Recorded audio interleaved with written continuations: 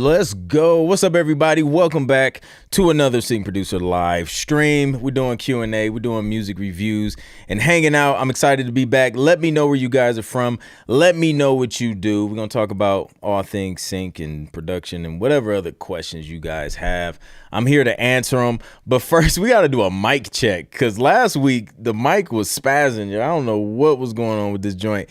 Throw a 1 in the chat if you can hear me loudly and clearly on this mic, because last week this mic was not participating. It was just like, forget the whole thing. I'm gonna buzz, I'm gonna hiss, I'm gonna be low in volume, all of that stuff. So drop a 1 in the chat if you can hear me. Drop a 2 in the chat if this sounds like complete trash, and then we'll figure it out from there. But we got Garvey Maynard in the building. From Cali, what's up? We got Janelle Costa in the building. We got Jason Revels, what's good? Yes, I did sync my own track to the stream. Appreciate it. Glad you rocking with the new intro. Jay Hittown, what's good? Good to see you. We are in the house, says Jason. Yes, we are indeed. All right, I'm seeing ones in the chat, so I think we're sounding good. What's up, Aaron? I see you. Dope stuff. So let me know where you guys are from. Let me know what you do. Glad that the mic wants to work for the day. I don't know what was going on. So like last week, I would press down on the interface and it would like go in and out, and like I would let it go, and then sometimes it would keep going, sometimes it would fix it. I don't know what was going on, but I don't know. I just did a good old unplug and replug. That usually fixes all tech issues, at least 95% of them. And it seemed to have worked, but of course, when I actually need it to work, it'll probably do something crazy. So we got Florida in the building. I see you. KJ is in the house from Lighthouse Productions. Good to see you. Mike O'Connor has made it in. We made it Friday. That's right. Let's go. It's another Friday. Week is going super quick. Super duper quick. It was a productive week for me. Knocked out quite a few tracks, which is good. Got some projects moving forward. Got a project in the works, which I probably won't be able to stick around and cook up tonight because I need to like put some. I gotta handle some business, so we can get that thing through. So so that's exciting. I can't wait to see what happens of that. So that's in the works. Almost done. I'll say not considering feedback that I'm waiting for, I'll say I'm about 90% done with a recent album I've been working on. About 90% done. So that's moving along pretty quick. Excited to see that come together. We'll wait for the feedback. Obviously, I may have to go in and make some revisions or whatever. So that's cool. But yeah, I think it'll do pretty good. I think it'll be a solid album. Speaking of albums, I'm going to tell you guys kind of what my strategy for the rest of the year is going to be in terms of like pitching music. So we'll talk about that in a little bit, and then we'll get to some questions. But let me go back to the chat real quick. LW, the legendary LW. Yes, I approve of the audio this time. Thank you, LW. That means it's legit. If LW approved the audio, then it ain't trash. All right, we got Theodore Burr in the building from Wilmington, North Carolina. We got Sacramento, Cali. What's up, B-Rad Tunes and stuff? LV Drizzle, a regular in the stream, in the community. Good to see you, bro. We got Jason Dowdy, the Canadian. What's up, Jason? Good to see you back, bro. So before I tell you guys about my what I'm gonna be doing, kind of moving forward this year in terms of production, music production, let's check out some wins. Let's get into these wins and see what the community has been up to, and make sure everybody on track in this joint. So we got a few new wins this week. We got one from Truman. Says, first successful direct submission. I'm still new to the sync world and just started pitching my music directly to companies the beginning of this month. After receiving quote unquote not a good fit emails or no response at all, I woke up to this email this morning. It says, "Hi Truman, I'm Francesco Carlucci from Sound Zone. Nice to meet you. Our A&R team has approved your submission. Therefore, we're interested in collaborating with you. Would you be available for a quick call in the coming days? Best FC." That's what's up. Then he says, "Don't let anyone or anything stop you from submitting. Keep on trucking. God is great. By the way, this is their email for submissions." Oh, shoot. He just dropped some gems in the community. Shout out to Truman on that win. Just started, what did he say? A month ago, just started shooting out emails, or the beginning of this month. So, well, we're like 20 days in. So that's dope. Like getting in there, taking action. Action takers are money makers. I always say it. And that is dope to get a response and kind of get the ball rolling. So dope stuff. Keep it up, Truman. Let's get it. We got one from Ethan. Says, "My single got added to a few Spotify playlists. So a while back, I paid a guy on Fiverr to pitch my song Tap to his network of curators. Just a couple days ago, he gave me some information about the results of the pitches. I was added to 5 different playlists. Although this isn't a huge audience on them, it's better results than I've ever had, and it beats getting bot plays 100%. Anyways, I want to keep growing my audience when I release singles. I can't run ads on social media because of some tech issues, so I have to keep organically growing on Spotify. If anyone has advice on finding the right curators, please drop it down below." That's what's up. Congrats, man. Getting that music in front of people, and then hopefully, sync kind of brings everything full circle and gives you even more Spotify plays once things start getting synced. So yeah, let's go. I dig it. I rock with it. We got one from Michael McConnor, a legacy win. He says, "My daughter Aaliyah graduated high school last Saturday. Congrats to Aaliyah as well." Wait, first off, why does Michael have a daughter graduating high school? Like, bro, like, how old are you? Like, Michael doesn't look old. I mean, not saying that people who have kids graduate from high school are old. I mean, I have classmates that I graduated high school with that have kids graduating high school, but wow, like, that's crazy. As well as merits in entrepreneurship 12, art careers 12, Spanish AA, Miguel, and G5. She also got a scholarship award in fine arts. She is crushing it. Super proud of her. She's off to uni to study design in visual communications. I might be able to afford her doing track album artwork for me in the future. Super proud of her. That's dope, man. Shout out to Michael McConnor's daughter, out here crushing it in everything, basically. And shout out to Mr. and Mrs. Connor on raising an excellent individual out here crushing it. And then meanwhile, they like still continue to look young, which is a win in itself. So let's get it, man. I love to see it. Let me see. Yeah, we went through Steve. So yeah, man, let's go. I love to see it. Shout out to the community out here winning. Y'all out here winning. Canada up in here. Yeah, man. We got quite a few Canadians. Florida's in the house. I see you. Everybody throwing up the congrats. So drop your questions if you guys have any questions in the chat. Miguel with a great question. So for my members, if you're a member of the Sync Producer Hub, I am going to open up the member only link. So if you go to the calendar inside the community, there's a special link where you can call in and ask your questions. So we don't have like the separate Zoom thing anymore. But if you want to come up on video or audio, then just join that link once you're ready to ask your question, and then I'll bring you up. That's only for community members. If you're only on YouTube, I'm sorry, you got to join Sync Producer Hub to get those special privileges.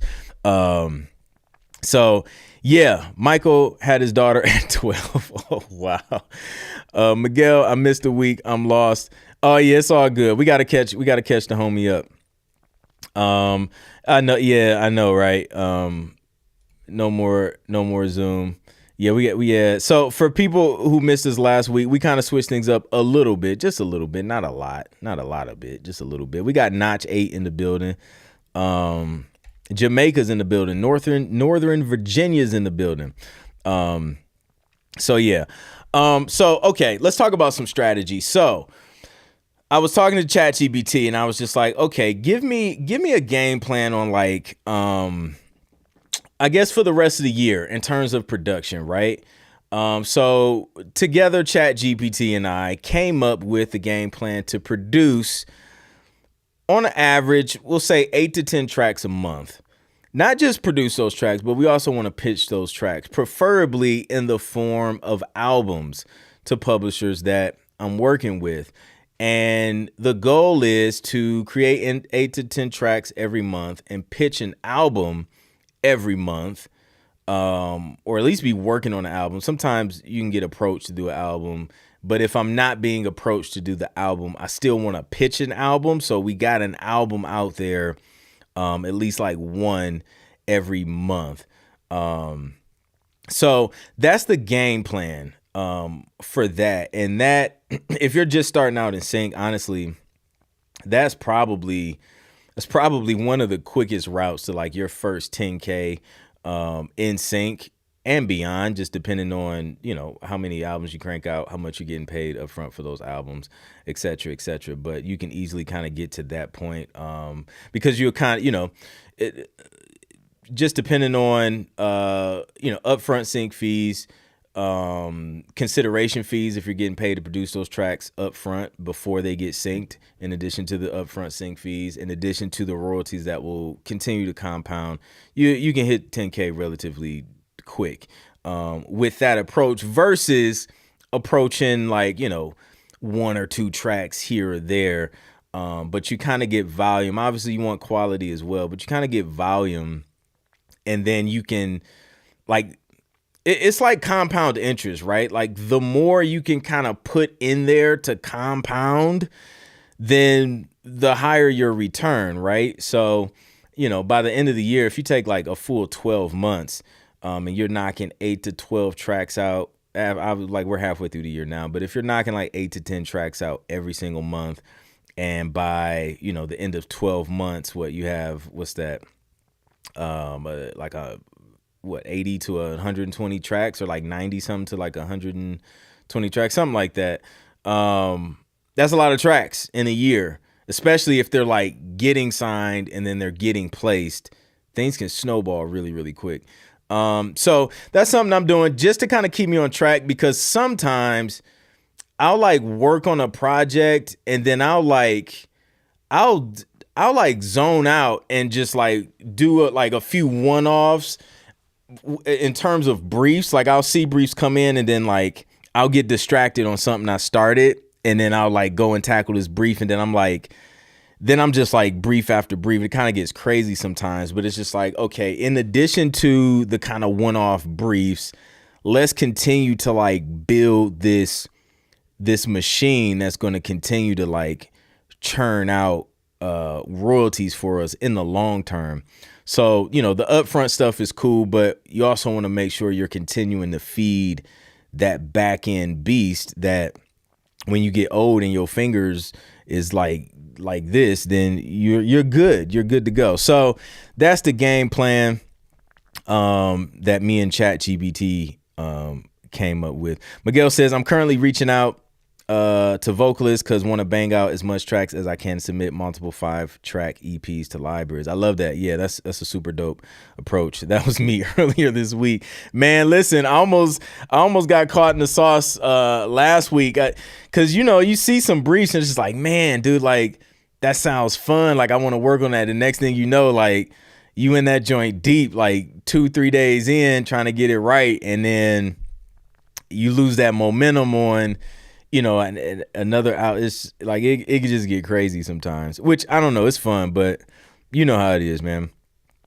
KJ says, Clint, you do have some of us old school or OGs in the hub. I know, right? Yeah, man. Like I think most of us in there, like what, mid-30s and up. I don't know. I guess I haven't realized we're getting up there, guys. Listen, it's gonna be the OG hub in a minute. Nah, but let me see. Chat personal assistant really. Oh no, 100% personal assistant. ChatGPT. Like it's a daily conversation between ChatGPT and I. Like it needs a name. Honestly, I might as well just like tell it, hey, this is your name, and yeah, because that's how much we talk. It's crazy. Um, New Jersey in the house. Let's go. I love to see it. So I'm gonna open up. The member only link if you guys want to call in and ask your questions. It looks like we got Jason Dowdy in the building. All right, let's get Jason up here and see what he's talking about. Yo, what's up, bro? Can you hear me? Hey, yeah, I can hear you. You hear me all right? Yep. What's good, man? Not much. I just had one question, and this is not a problem that I have, but I'm anticipating for the future. Okay. Do you ever have to turn down work? And if you do it, how do you do it and still maintain the relationship? Yes, absolutely. Yeah, when I do have to, I'll just say like I don't have the capacity to do it. And then try and keep the door open by saying like, just like let me know that like the next project you're working on, I'll be happy to do that. Or if I can ask them, is there any flexibility with the deadline? Because I'm in the middle of like a couple projects that kind of has my hands tied. Is there any flexibility on the deadline to where, maybe we can kind of push it back a month or something like that? And then that way you don't necessarily close the door. You get another project in your hands and, you can still kind of balance that. So that would probably be like the first thing I would do, just to try and get more time to knock it out before just saying no. So. I got you. Thanks. Appreciate it. Yep. No problem. LV Drizzle says, zone off. I can dig it. I try to do 5 tracks in one genre, but after that, my hip hop, let's make some street ish kick in. I feel you. I just made a 5-track EP in 2 weeks. Currently starting to compose a few tracks to send to another vocalist. Then all I got to do is mix and master. Love it. Yeah, man. I started a minimal tension project on my iPad, and it kind of fell by the wayside a couple weeks ago. So I start that back up. I think I'm like 2 or 3 tracks in. So I want to finish that up.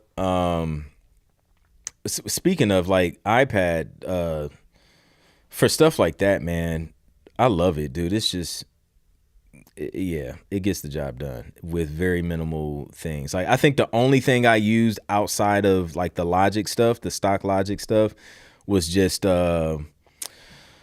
some risers, like some cinematic effects and risers that I have on my external drive, but I just plug that in and drag those. Especially with the last update they did on Logic Pro for iPad, you could add your like custom sound folders, sample folders or whatever. So now it's like super easy. I love it. Rich says, staying up till 5 a.m. I'm too old for that. I think I've got some years ahead of y'all. Yo, I feel you. Like, I don't know what age it was, but at one of these ages, I want to say it was in one of the 30s, early 30s or something. Pulling all-nighters just went away. Like, it was just like, nah, bro. Body said no. In college, all-nighters was just like, bro, that's easy. Like, no naps, just staying up all night, maybe crash at some point the following day, but it was easy. Now I'll be struggling trying to pull an all-nighter, and it would just be a complete disaster the next day dealing with 3 kids. So Miguel says, while I'm composing beats for another vocalist, they are writing. Then while the other one is writing, I'm mixing the previous tracks, and I keep it going. That's a bar. That's how you do it. That's how you do it, man. Like while somebody else is working on something else, boom, you go start the next thing. And it's like if you can, as a producer, if you can take on like the mindset, a business mindset of creating systems or like some type of assembly line, you know what I mean? With like the creatives that you're working with, the collaborators, whatever else needs to be done in terms of the production, the metadata, you can find yourself cranking out a lot of tracks. If you just, turn into a well-oiled machine, man. And you kind of get into a rhythm. That's how you can get a lot done for sure. Tony says, sorry I'm late. No doubt. You're here, man. You made it. What up, what up? TTP Music. Michael Connor says, Chat GPT's extended memory on the free account is crazy. It's starting to remember details from other non-related conversations. Yes, I agree. Crazy. It is crazy.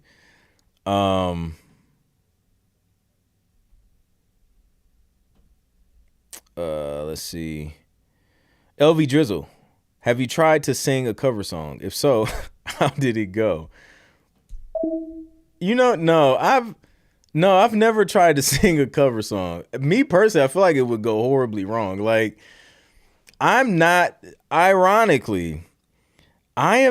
good. Maybe not ironically, because I don't know, maybe ironically, because I can write songs.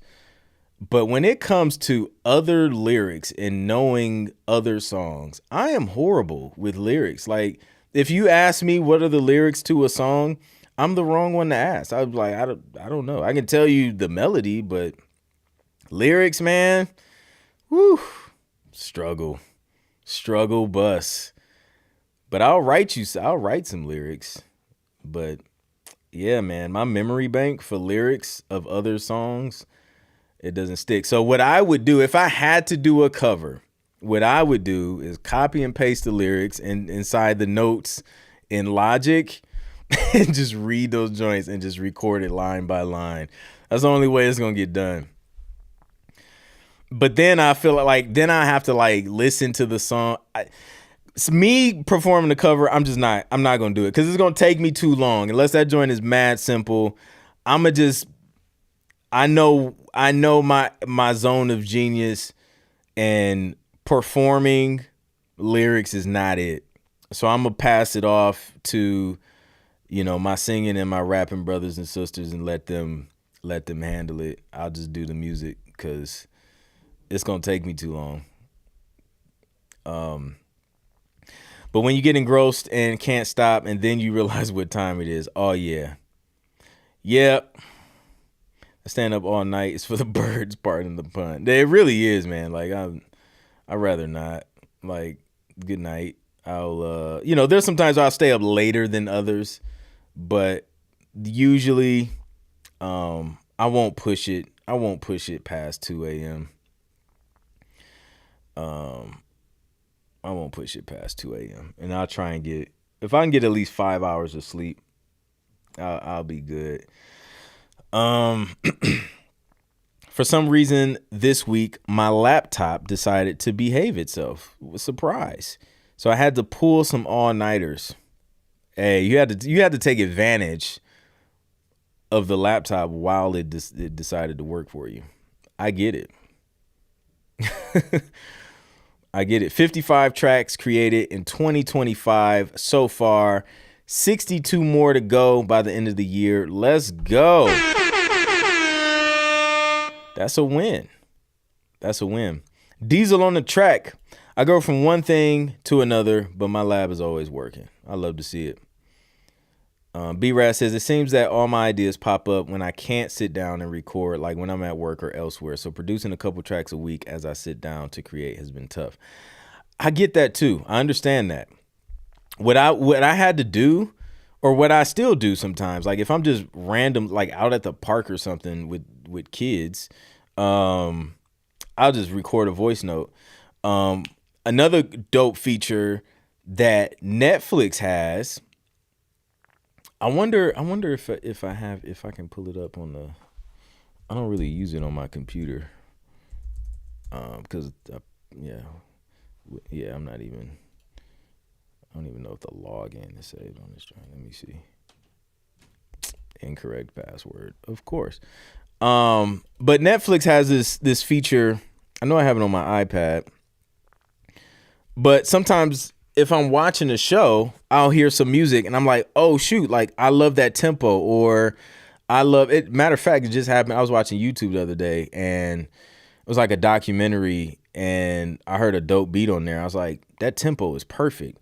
So I created it like pulled up Logic and got the dialed the tempo in. But Netflix has it to where you can save a spot or like a moment on a particular show. So if you hear inspiration, you can save it real quick and then go back to it later. So I've used that a couple times, which is pretty cool. I'll use my phone voice note. That helps a lot with saving ideas and things like that.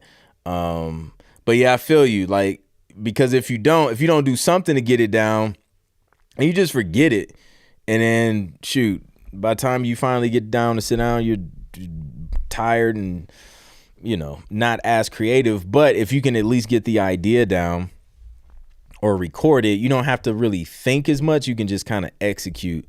So I try and take advantage of, you know, my creative time where when I have the energy, you know, be creative, come up with the ideas. But then when I may be in a part of the day where it's like I'm a little lower energy, just kind of, you know, running near the end of the day, I like to do things where it's just like, it doesn't require like creative energy. It just requires execution. I just do it without, you know, having to think too hard. But yeah, I definitely feel you. Diesel says working on 22 tracks right now and mixing and writing songs. Let's go. Love to see it. Aaron says, have you ever dealt with a library that goes radio silent after a while? And if so, how did you approach that? How long should I keep reaching out? Yes. Matter of fact, you just reminded me to reach out to a publisher that I haven't heard from in a while. I'll keep reaching out. So there's one of two ways I'll do it. The first way is to reach out giving value. And what does that look like for a publisher? Well, they always need music, so reach out with new music. Hey, just put together this album, like a themed album. You know, is this something you can use? And then, you know, either it's yes or no. And then in the email you say, you know, if not, let me know if there's anything else you have a need, current needs or whatever, blah, blah, blah. So you can do that.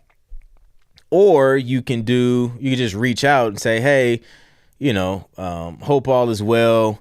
Wanted to touch base and see what your current needs are and if I can help out with anything. Every time I've done that, usually it ended up in some more work. Like literally they're just like, yeah, by the way, you know, last company I did that to, they hit me back. It was like, oh yeah, actually, like we're in talk. That's how the France TV deal came about. I reached out. It was at the top of the year. So every year at the beginning of the year, I reach out and I'd say, hey, you know, thank you for, you know, whatever work or whatever placements we got last year. Is there anything else, you know, I can help out with currently or, you know, in the near future?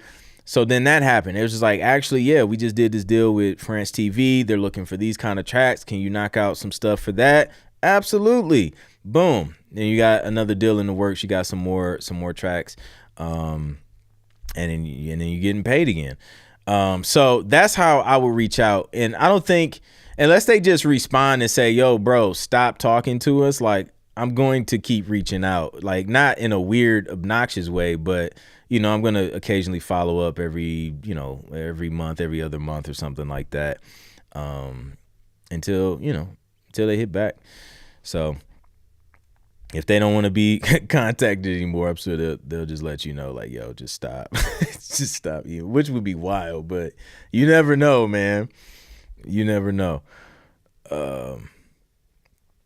So Miguel says, I tried using Logic Pro this week, but I've noticed projects take significantly more storage compared to Ableton Live. A Logic project, I have 300 megabytes, while an Ableton project takes 40 megabytes.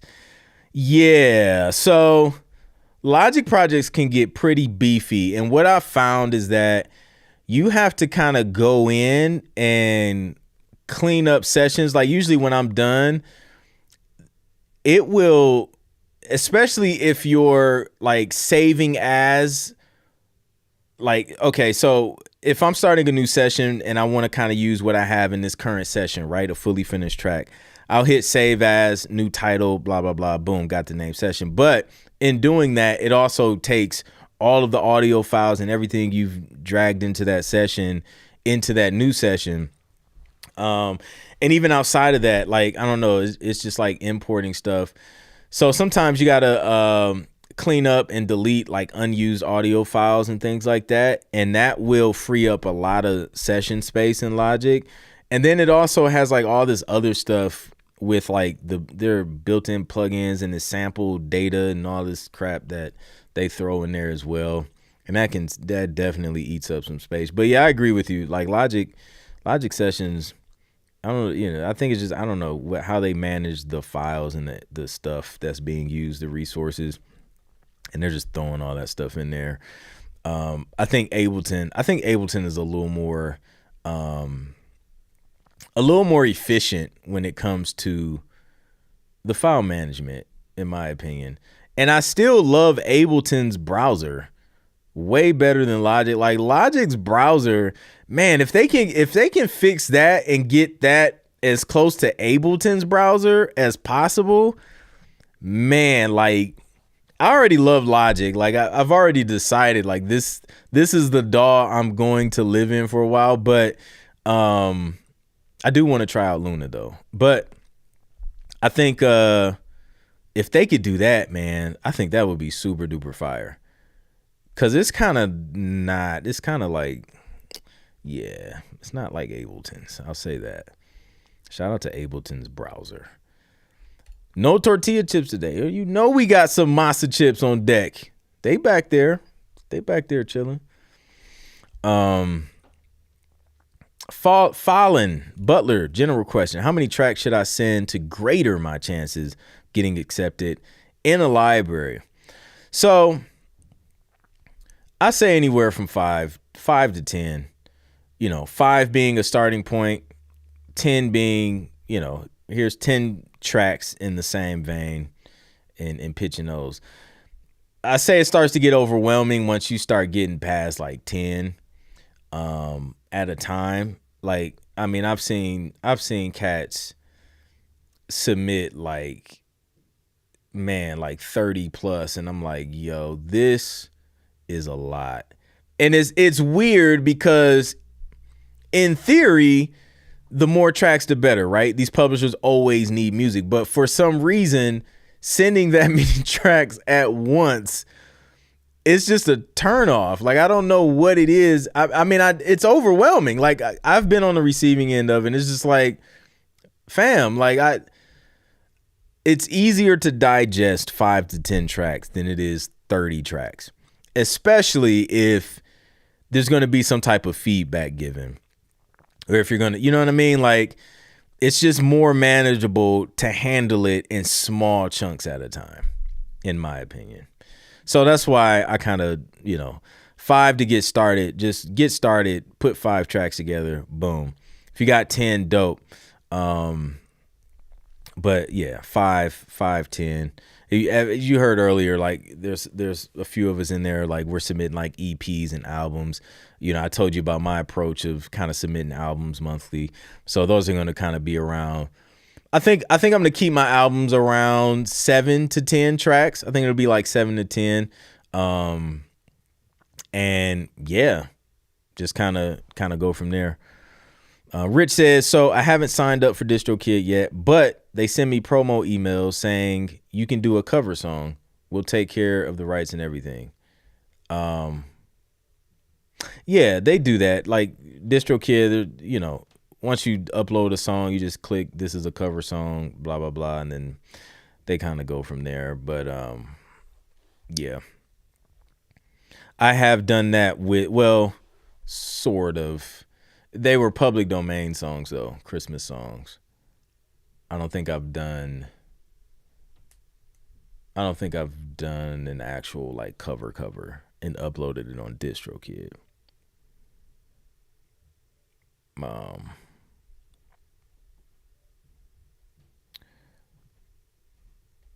Let's see. How did I miss this question? Jason says, Clint, do you think production libraries will start using more AI generated music and slowly start to phase out independent producers? I don't at this time. I believe so.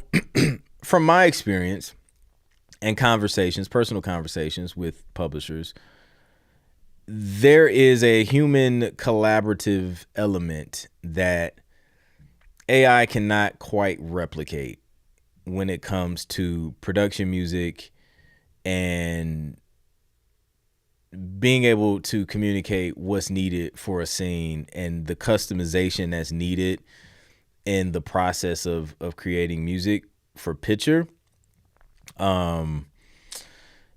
Just yet. And you know, it's one of those things where it's also about rights and licensing and the weirdness that creates. They don't want to deal with it. They just don't want to deal with it. I've already seen in like agreements where it's like, yo, check this box to make sure you haven't used samples and to make sure there's like no AI generation going on. They just don't. They don't want to deal with that right now. They want 100% human-made music, which, you know, that makes us more valuable. I do think some of the lower tier stuff, and let's think TikTok, IG Reels, background music, right? I think that stuff, I think AI will eat a lot of that little stuff up. Like when you just got user generated content and they just want some music. I personally use AI music for some of the content that I post on IG because number one, I like just having, first off, it's just like, if you want a certain vibe or mood, I would have to like go through the catalog, or I may not have something in my catalog that just has like just some cool, chill, laid back music without using like the same few tracks here or there. And then I got to like drag the track into the video editor. Then I got to edit that. And it's like a bunch of stuff. It's way easier to be inside of an app like Caption or whatever and just click the generate AI music and quickly create some background music just for the vibe of a video, a talking head video or something that's on Instagram. I personally use it that way. And I think stuff like that probably won't see a ton of use for, because I think AI does that well, and you don't have to worry about it being available on the platform or them muting your entire video or things like that. So that's like, I see that as a common use there. But as far as like the big TV film stuff, the Netflix stuff, like the actual bigger licensing stuff, it's definitely 100% human right now. So yeah, I don't think they're ready to cross that bridge just yet. And then just the back and forth to be able to get it to where they need it and to do what they needed to do. I don't know. I don't think it's there just yet. And then once it is there, I don't know. We'll have to revisit the conversation and see what they're thinking at that point. You know what I mean? So I don't know. So we'll see. All right, let's catch back up. Let's catch back up to this chat. Oh yeah, Shazam is another good way.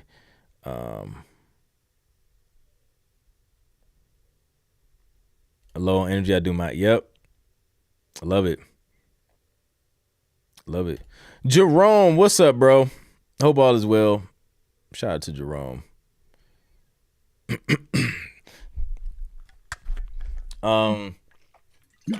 Jerome helps out with our videos, our video editing. And we leverage AI to do that. We can do it quicker. You know what I mean? Like he'll take a video, chop that joint up in no time.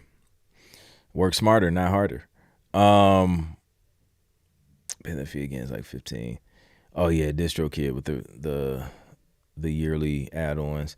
Have you ever had an overlap on Sound Exchange with one of your publishers? I'm sorting something out right now. I have not. I haven't. That's an interesting situation. Yep, no doubt.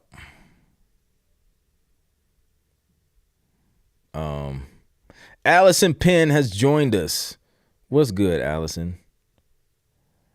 Philip, what's good? Says, so I got hit up by TuneEdge and they sent me a Schedule A that says basically my music has been approved for inclusion. In your experience, does this usually result in a placement later? You never know, right? Like, it can be accepted. If it's being accepted and it's been approved, they have every intention on pitching that to ultimately be placed. So I say the chances of it being placed are higher now that a publisher is actually, signing it and pitching it and things like that. We can't guarantee it. They want it to get placed, otherwise they wouldn't sign it. But yeah, I mean, I've gotten a placement personally through TuneEdge, at least that I know of. But it's only time will tell if it actually ends up landing. But that is definitely a step closer in the right direction for sure. And make sure you uncheck the tick boxes that say copy audio files and other stuff, saves your disk space. Yes, that part. I agree with the Ableton scenario. Man, right? Question, do you think production libraries will start? I think I answered that already. So yeah, that's what I think. I think historically though, like humans love interacting with other humans for certain things.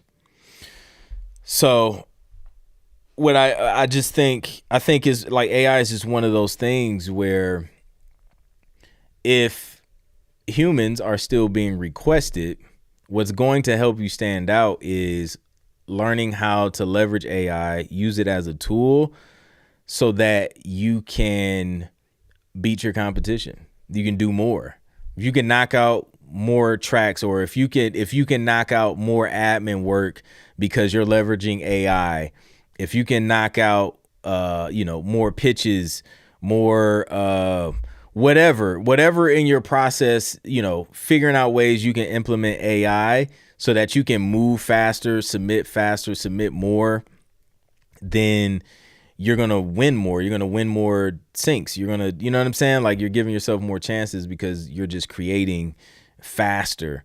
So I think that is going to be a big play in terms of how AI relates to kind of what we do. But yeah, until I know for sure, like until there is solid legislation in place when it comes to AI music and, AI plus human collaboration, the publishers aren't going to like be super excited. Oh my gosh, AI, like type of prompt. We don't need these producers anymore. Like that's not what they're thinking. From the conversations I've had, they're like, yeah, bro, like that sounds like a headache. Can you just send us some music, please? Like it's because it's familiar, like especially in what we do, like they're not quick to just be jumping on new stuff like that. Like they're going to go with what's familiar. They're going to go with, what's currently established in terms of laws and rights and things like that. They're going to stay there for as long as possible until there's like a solid, proven and like legal way to figure out how to navigate the whole AI generated stuff, especially on these productions. Because what you got to understand, like, let's take has some music on Love Is Blind, right? Let's take Love Is Blind for example. If I use some AI generated music on a track that got placed on Love Is Blind, and something happens to where they're like, yo, Love Is Blind they don't have the right to this music. Suno scrape the music from some independent creator off of the internet illegally, and it ended up being a part of the song that you pitched and licensed to Love Is Blind. As a result, you all need to pull, this music out, or you got to pull the episode off, or you got to pull the show up. Like, the headaches that can cause for production, publishers don't want to risk that. They don't want to risk that. Shout out to Suno being sued by everybody by everybody right now. Yo, this is such a crazy situation. Like y'all seen like all last week, Timberland, Suno, Udio or Udio, the top music attorney on YouTube. Check her out. I think she just started like a lawsuit on behalf of like independent creators. Like they get smacked right now. But it's good. Like I think the pressure is good because there's definitely a need for like, again, like it goes back to the streaming situation where it was like too late. The labels and the tech companies already sat down and they worked out deals among themselves, and like we just kind of had to take like whatever was negotiated without being able to say anything because we didn't have a seat at the table. We didn't own the catalog, like these massive catalogs that give these publishers, these labels leverage. So like now it's still kind of early. So I think, you know, a lot of these lawsuits and a lot of things that's just being exposed is good, to hopefully, you know, something can kind of work out that's more in the favor of, independent creators as well, and just creators in general. Because even the artists and producers and writers on the major side, like, got screwed with the whole streaming situation. So I think it's good. I think the new Logic Pro allows you to favorite your patches in most. Yes, it does. It does do that, which is dope. Like, I think that's dope. It's not as easy though. Like the thing with Logic is, so you can save like you can save plugin strips and things like that. That's relatively easy, saving a whole strip. Organizing plugins is not as easy. Like you got to go through like the plugin manager. It's not hard, I guess. It's just more steps. So Logic can do a lot of most of these DAWs can do a lot of the same things. It's just different logistics to do it, right? But if Logic, what I like about Ableton is I'm able to do things like, put plugins in a category real quick right there from the browser, versus Logic. I can't do it from the browser, but I got to like go through this other little menu that's within another menu underneath a sub menu of a menu, and then can get to the plugin manager. And then in there, I can kind of organize it how I want. And then I'm good. It's just a few extra steps, where Ableton is boom. It's just right there. I love that. But yeah, Logic can do it. Logic is extremely powerful. The thing is, a lot of their features are like hidden. It's not like out in the front to where it's just like, oh, you just do that. It's like, nah, it's like, it's secrets. It's secrets within Logic. That I think they're bringing more to the I think they're bringing more of these features to the forefront. Like for example, the playback recording thing where like the MIDI recall or whatever, that's always been in Logic. It's been in Logic for a while, but they're just now bringing it out to where it's like now you can just quick click a button instead of this shortcut. You know what I mean? So that's the thing. That's the thing with Logic. I got writer's block. How do I break it? Man, so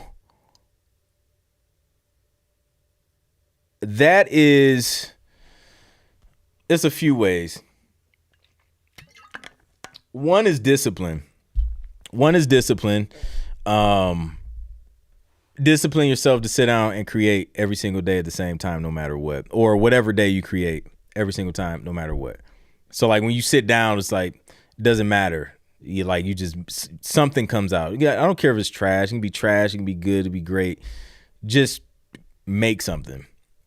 And then you discipline yourself, and then you're telling your brain, like, when I sit down at this time, like, something will be created. and then you take control of what comes out. That is how, that's the main way to like just kill that whole thing. And then on the flip side of that, is doing something different, approaching from a different angle, right? We talked about this. Matter of fact, Jason did an interview with Nate, one of the Hub members, doing a Sync Producer Spotlight, and we talked about kind of approaching things different. Like, so if my main starting point on a production is keys, maybe start with just the drums. Maybe start with a bass line, and you'll get like a completely different vibe just from starting at a different point in your production. Collaborations, that helps a lot. Getting new sounds, new plugins, that can get expensive, but that helps. And then sometimes giving yourself room to take a break and just reset. Like, sometimes it ain't even about discipline or consistency. Sometimes it's just like, yo, you might be burnt out and you need to go chill. Just go outside, hike a mountain or something. Like, get some fresh air, go to the beach, take a vacation, and just don't create. Just live life, enjoy the scenery, and naturally the creative juices will start to come back. So like I can sit down and create, right? Like, no matter what, if I got to make something, I will sit down and make it. But there are those times where, like, I hear things and then I have a desire to create something because I'm inspired by something or I hear something. And there's like that as well. And sometimes that will go away and then come back when I take a break. So now it's like, okay, I'm feeling this inspiration to like create some new things. I have these ideas in my mind, and it starts to come back, and that starts to flow again after kind of taking a break, resetting and things like that. Even though I can still, like, if somebody hit me up on a brief, I can still sit down and knock it out. But that's more so working from a brief. It's like they're just telling me what they want, not me creating something that I hear or feel or something like that. So those are a couple ways. LV with a quick story. My music teacher used to pull me out of class and we go sit. He put the metronome and asked me to play the music piece for some reason I thought was off timing, but lo and behold, it wasn't my timing. It's just people who've been school trained can't relate to the natural flow like Jay Dilla. Brings me to the point of AI. It can't produce that human soul feel. Yeah, man. Yeah. Questions. If you are just starting to reach out to music libraries and you are doing 5 libraries a day, how do you know when to slow down or just email 5 a day forever?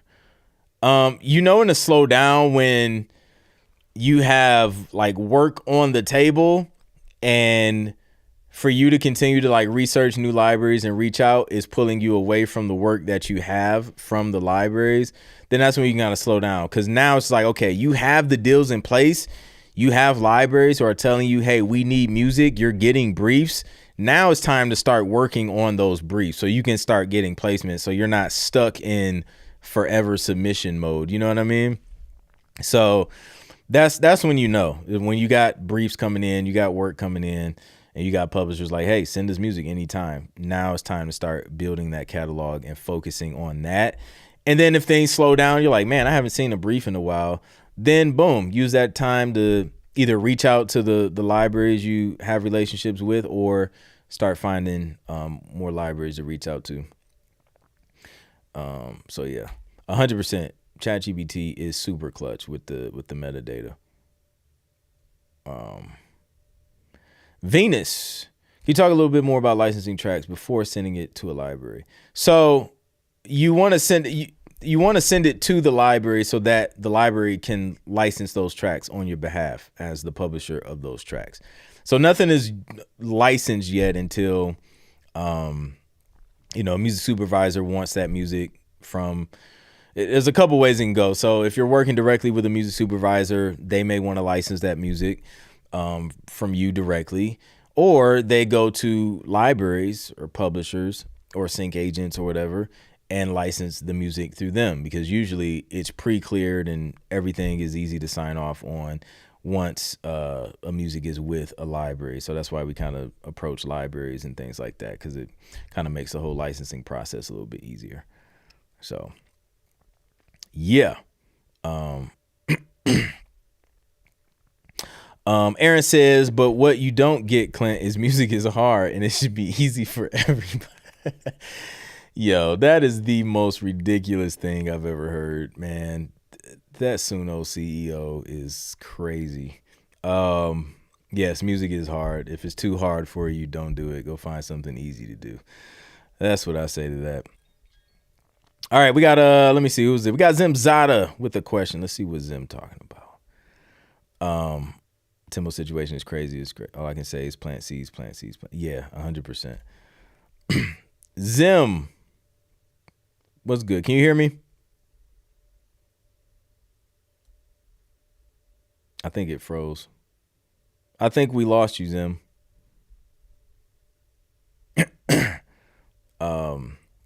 Studio One. Shout out to Studio One. Studio One is legit, man. I'm not mad at Studio One. I think the things that I didn't like about it when I was using it, I think they fixed it. So, yeah. I'm going to pitch a track from a Casio keyboard and see what it do with dope manipulation. Is going to be dope. Yo, let me know how that goes. That sounds like fun. That sounds like fun. Like, because I remember my Casio keyboard. It was missing at least like 3 F keys. Just mysteriously snapped in the same place, each one. I had the speakers on top and everything. But man, yeah, man, you can probably get that thing to sound okay with some plugins. Let me know how that goes. That sounds like fun.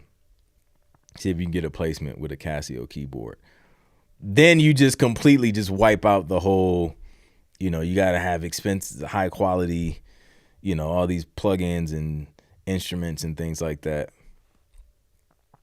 I'm proficient in Logic Pro. Are there any staff producer opportunities anywhere? So do tell proficient staff.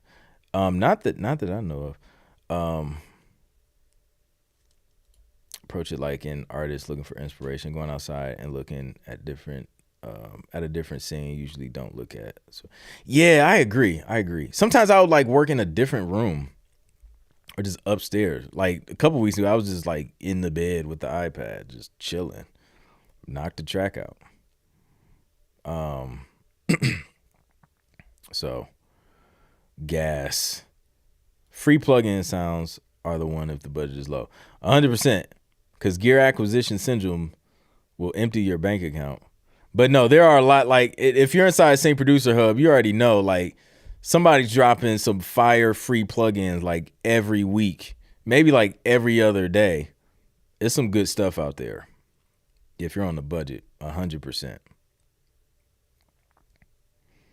Yeah, he said, like, create music isn't enjoyable, which is like, who said that, bro? Like, I know no one who like creates music like we do and said, this is so unenjoyable.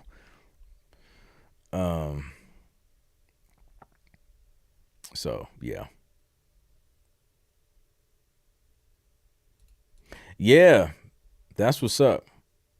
LW, 10 p.m. Not sure when you plan to switch music reviews. Thank you, LW, keeping me on track because I'll be getting off track. All right, y'all. So we're going to transition. We're about to do live music reviews from the community, but we're going to take a little break. Go get you a snack. Go get you something to drink. Go brush your teeth if your breath stink. Whatever it is, you got about 5 minutes to do it, and we're going to come back. We're going to listen to some music from the community and see if it's ready for TV and film. All right? I'll catch y'all in a few. Let's go.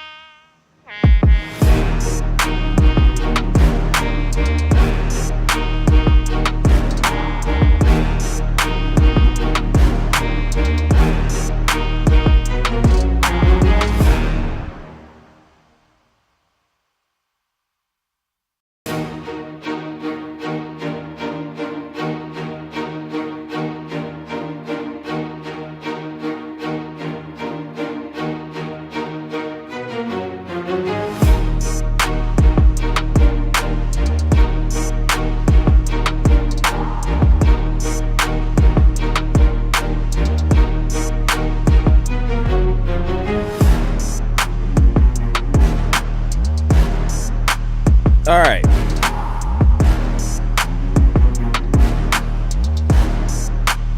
Let's get it going. All right, y'all. We are back. Live music review. We about to see if your music is ready for TV and film. If it is, we're going to let you know. If it's not, we'll give you a little bit of feedback. Hopefully get you on track so you can get it up the bar. So I got my snacks. I'm good. I got a little bit of salsa. We got the salsa right there. We got the masa blue this week. We're gonna finish up. There's a few in there, so we might finish that up. Shout out to Masa Chips. They're fueling our snack for the stream. Hit the link in the description. You get 20% off your first order of Masa Chips as well. It's the cleanest tortilla chip you're gonna be able to find on the planet right now. So let's start off. We gotta go to the leaderboard because the leaderboard lets us know who we playing first tonight. All right. Got my car. Y'all got y'all snacks? Y'all good? Brandon got his coffee. All right. What y'all got? What y'all eating on? Let me see. Appreciate it. Guitar players fire right now. My next challenge will be singing a Casio beat. Can't sleep on those stock loops. The loop. If you can use that would be crazy. Think about it though. Like it's a loop. Y'all know how the loops are in sync, but who's using Casio loops though? You can probably flip those and get away with it. ain't nobody checking for the Casio loops on TV and film. It's crazy. All right. Taquitos from the air fryer. The air fryer is clutch. I've got pizza and chicken tonight. Dang, we should be over there with Allison. She got the good stuff. I'll bring the tortilla chips. You got the pizza, the chicken. If we just all come together, you know what I mean? We're good. We got iced coffee on deck from Rich. Let's go. Rich about to be working up. He working late tonight. It's 10 p.m. He drinking iced coffee right now. I can't talk though. I had coffee late last week. I was wired. Like it was a productive night. I'll say that. All right. Leaderboard. We got Jason, and Tim. Man, do we have any other Jasons? 1 week we got. How many Jasons do we have in the community? If we have at least 3 Jasons, I need y'all. We do have 3 Jasons. We have Jason Carpenter, we have Jason Rebels, and we have Jason Dowdy. I need all 3 Jasons top 3 leaderboard one day and at some point in life, like just so we can just see Jason. It's just a personal request. Allison's hanging with Ned. Oh my goodness, Ned. I completely forgot about Ned. Last week we created Ned and the Cooking After Dark show. That was quite a time. See, that's what too much caffeine to do. It'll have you doing stuff like that. All right, y'all. Let me see some fire emojis if y'all ready to start listening to this music, man. Should be a good show for sure. Let me see those fire emojis. Pizza, coffee gang. Let's go. Was willing to bet money no matter how many streams I missed. Jason Dowdy would be there. Oh, man. All right. I'm seeing the fire flow. Sounds good. Come on down. If you ever get to Vegas, I'll buy you lunch at In-N-Out. Indeed. There used to be In-N-Outs, I think, in Detroit, if I'm not mistaken. I've been there before. I don't remember what it tastes like now, but and last time I was in LA, I didn't get a chance to get In-N-Out. What did I did go to was it Randy's Donuts? I got this massive, and I promise I'm gonna play the music, but I got this massive, it was like a Texas size glazed donut.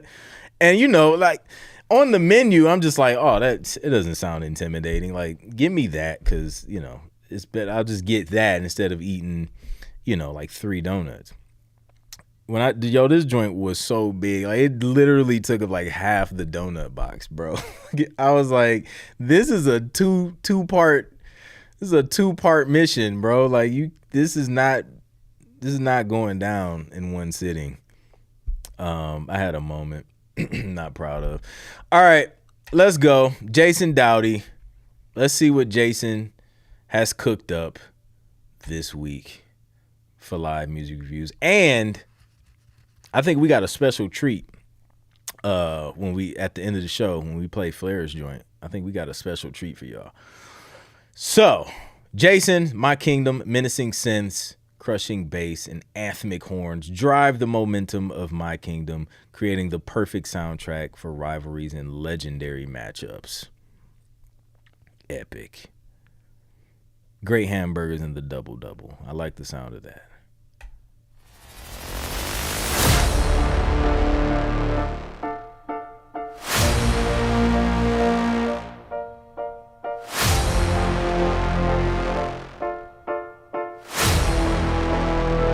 Epic sounding already.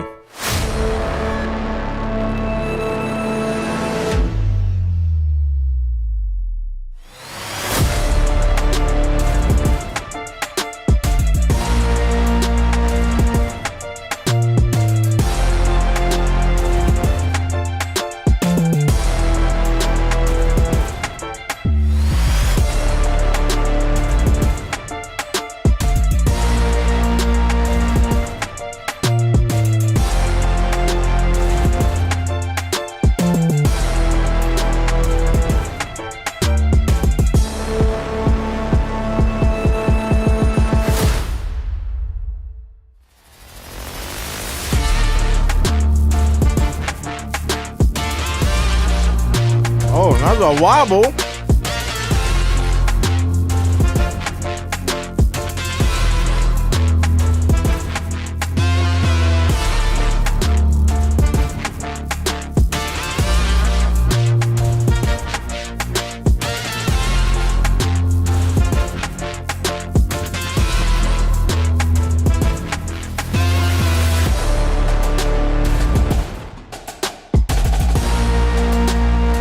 You can have whatever you like.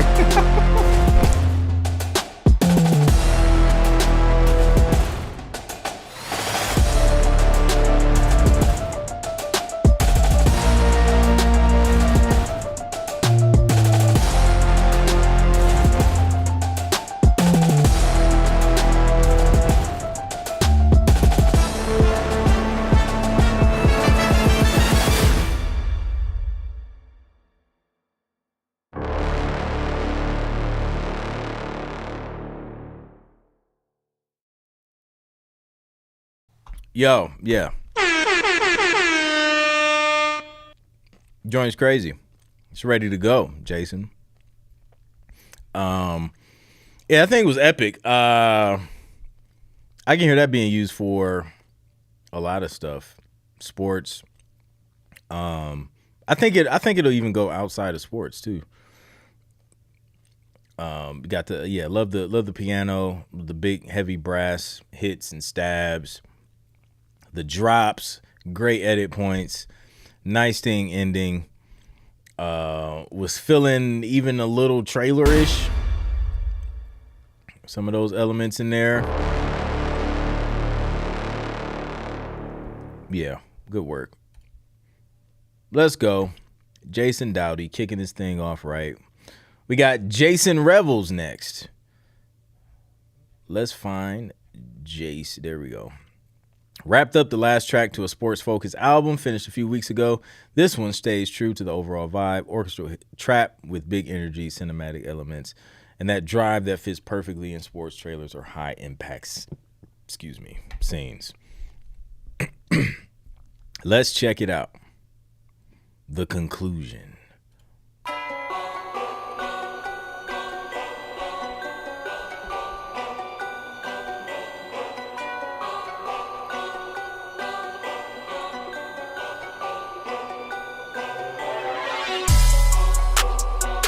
Welcome.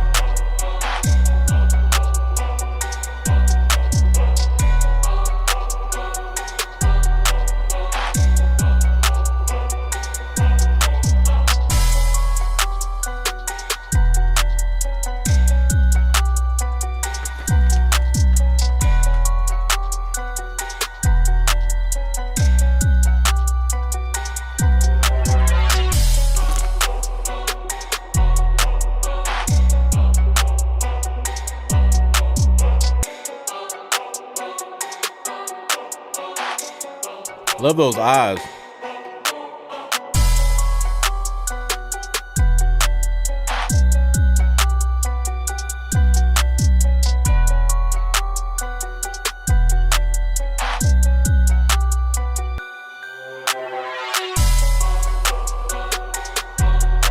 Solid mix too on here.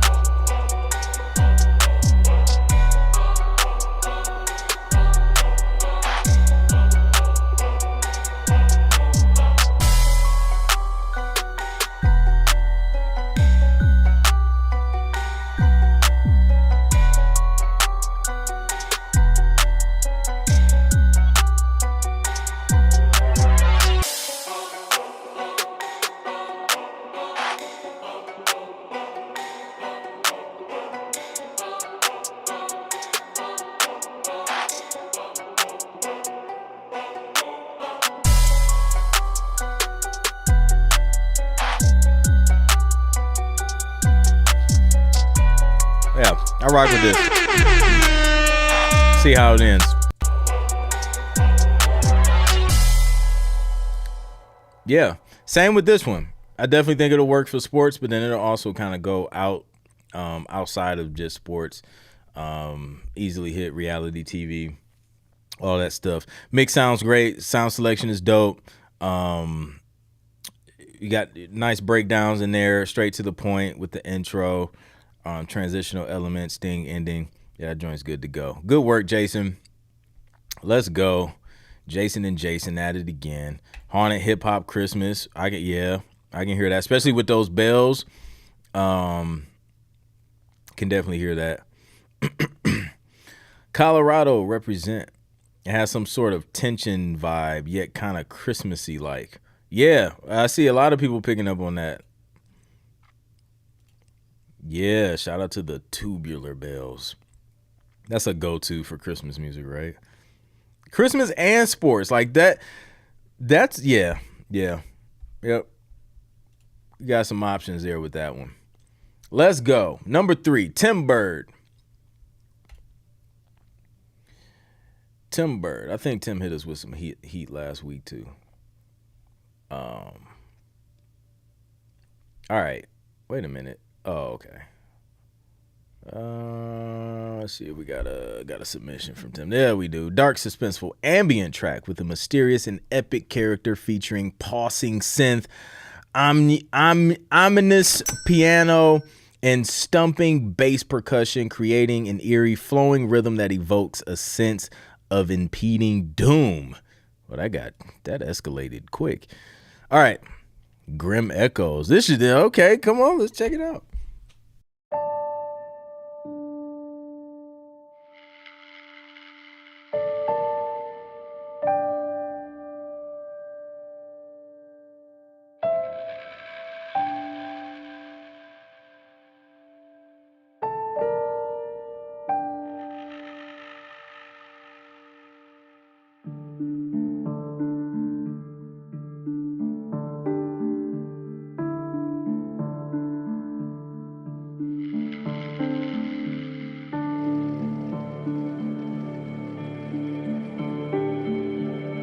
This feels like a movie.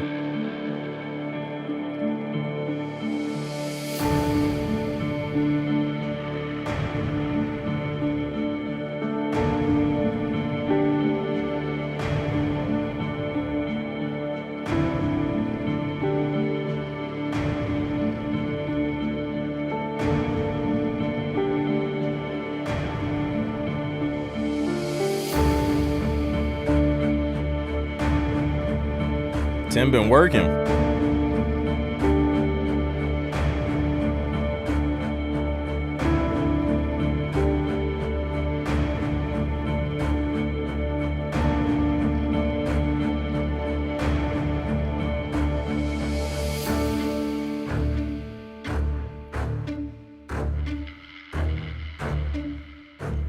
This salsa is disappearing faster than I anticipated.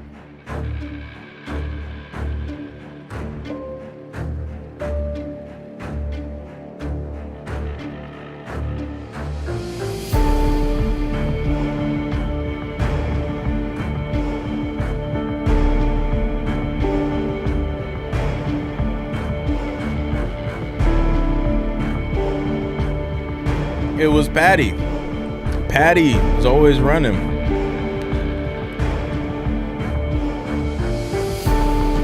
It's a good song. If you see Patty running, you know that you made a very chilling track.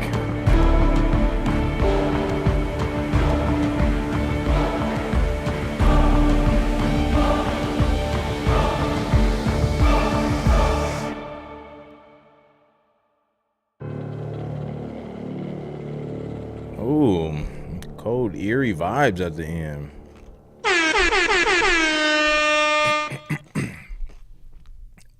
This was great. I love the build up too. Like you can look at the track visually and see like the gradual build, but it wasn't doing too much though at the same time, even though it was building. So like sometimes the challenge when creating music is like we feel like, okay, the track has to build, it has to grow, but like how do we do that with a minimal track like this, like an ambient track, without overproducing and putting a bunch of sounds and melodies and all that stuff? I think this was executed well to show that example of how that can be done. So yeah, great work on this, Tim. That I think that'll get used on a lot of stuff too. I mean, we're like documentaries, shows, a movie. That thing has wings. Why'd I go all the way out? I didn't mean to do that. All right, so those are our top 3. Let's keep it moving. I think we're off to a great start. What do y'all think? Type a yes in the chat if y'all think we got off to a great start tonight with the top 3. Let's see. All right, let me mark that one. Shout out to Juan Stefan. Just recently joined the community. Glad to have you. We got some newbies in the building. I see Brandon joining us. What's good, Brandon? All right, let's go. We're gonna do some random scrolls. Let's do some. See where that was not effective. Went straight to the top. Back to Jason. Here we go.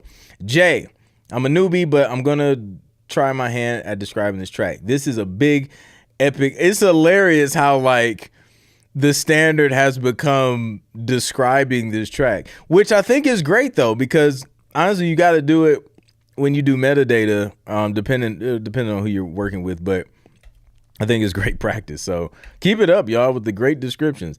This is a big, epic, energetic track that takes you on a roller coaster of highs and lows. This would be a great fit for a sports and or action themed movie, or TV show. That was a great description.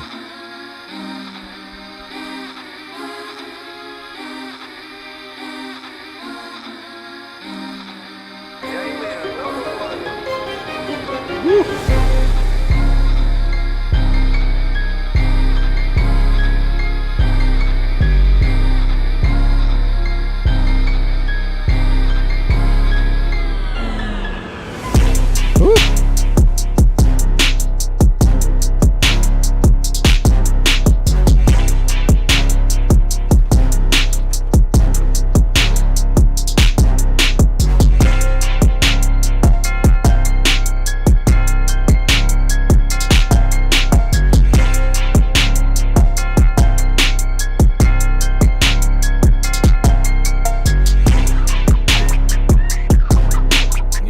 Tell you these drums are drumming.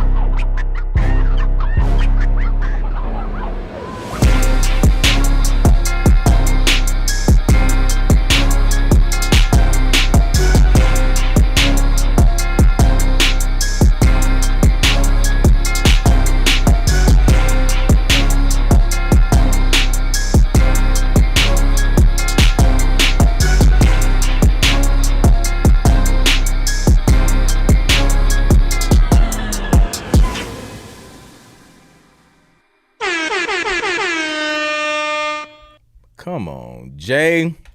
That's how you feel. That thing was crazy. So welcome to the community. We'll start there. The mix on this was amazing. Love the intro pulled you in for sure, and then it was like, no, like we're serious. Like it was like kind of pretty with the vocals on there, and then it took a turn. It got serious real quick. But yeah, I like it. I think I can hear it on sports. I can hear it on action theme, reality TV. I can hear that as kind of like a scene opener kind of thing. But yeah, strong track. I think it's ready, man. Love it. Keep it up. Thanks for sharing. Let's go. The pitch slowdowns are fire. I wish Logic gave you a way to do a pitch rise. That's dope.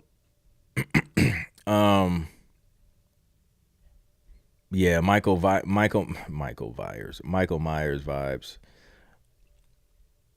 All right. Kevin Johnson, the final scene to emotional drama for a family destined for hope. This is the final epilogue. I hope the timing will be good for a submission. Let me know what you think. Let's check it out.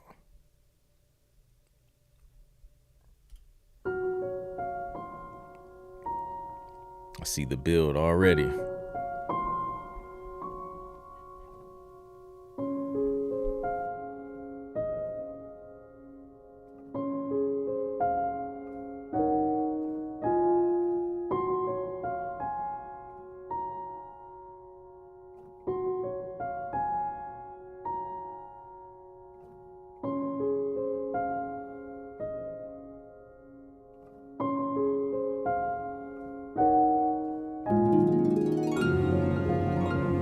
That was beautiful.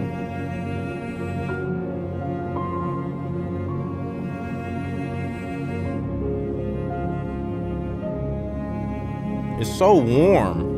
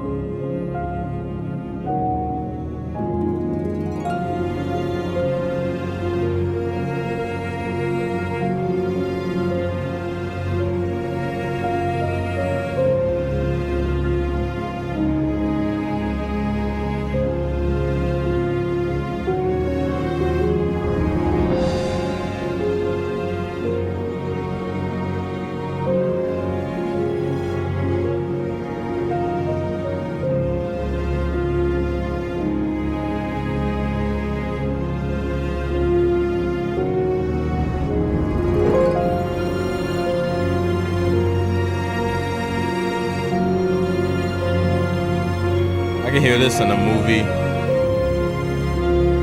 series. No, I didn't say Siri. I said series.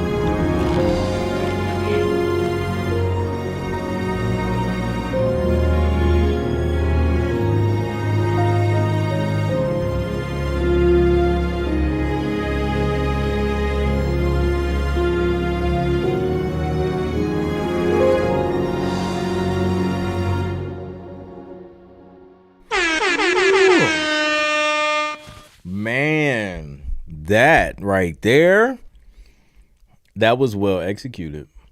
Strings, great string arrangement, great piano line, melody. Love the touch and the feel of the playing as well. No, that felt nice. I like that. Nice mix. I'm not mad at that at all. I think that thing is ready. Did we DJ horn that? I think we did, but I wanted to be sure. Yeah, that's a whole scene right there. Great transitions as well. Great build. Love it. This makes me rethink using chords with the piano. I'm gonna have to try that. Another slow boiling vibe. Yep, exactly. Everybody wanted it to keep going. So yeah. Siri always getting into conversations. Look, she just lit up now. I'm not talking to you, Siri. She said okay. All right. Let's keep it moving, man. I'm loving what I'm hearing so far. Boom. All right, let's do another random scroll. Mariano, I'm sharing a music track for comedy shows or reality shows. It's part of a 10-track album I made a few months ago, and I'm sending to the library. So far, I haven't heard anything. What do you think? Could it be a good fit? Let's check it out.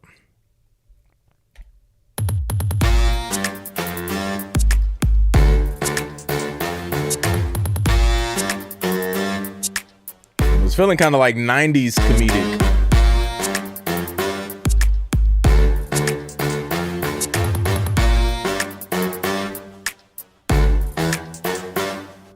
No lime chip.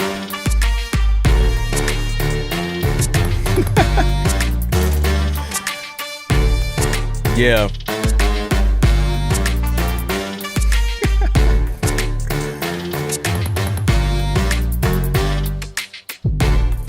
Hassan, what's up? Siri lit tonight. I'm gonna stop. Oh, wow. I remember that show.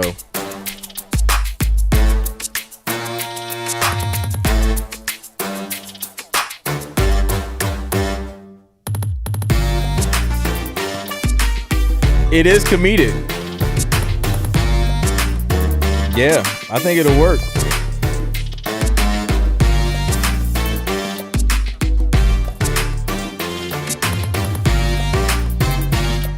A nice strong melody too. Great way to end it. Mariano is on fire. Yeah, man. I think that joint is ready. I love it. It has just the right amount of quirkiness to it. Great sound selection. I think when you're working on comedic tracks, man, sound selection is everything, right? Like having something that, like knowing those instruments that bring out those emotions, those silly, quirky emotions is crucial. And I think you found a good one for that. And again, nice, simple melody, nice instrumentation. It was fun. It was bouncy. Yeah. I think that one will work, man. And it just had a nostalgic vibe to it as well. All right. Jamal Holt, good evening, group. This is my beat, Happy Vibes. It's mid-tempo, feel-good instrumental, blending modern pop and light urban elements, warm synth chords, smooth bass groove, clean drum pattern, positivity, optimism, youthful energy. Let's check it out.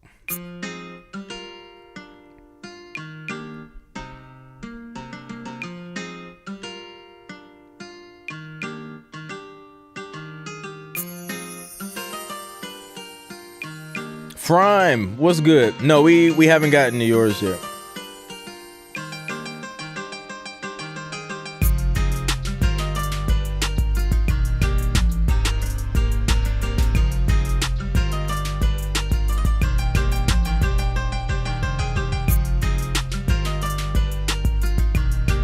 Definitely positive vibes. I think mixing, especially with your low end, balancing that kick in 808 will help.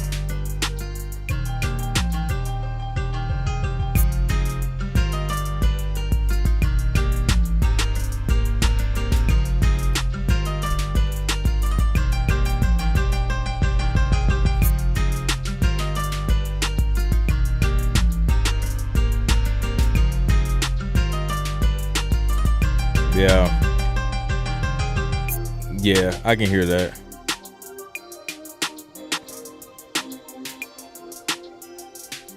Ask Alexa. Yo, Alexa can't hear, man. My wife got one of those things in the kitchen. Bro, she it's just, it needs to be optimized.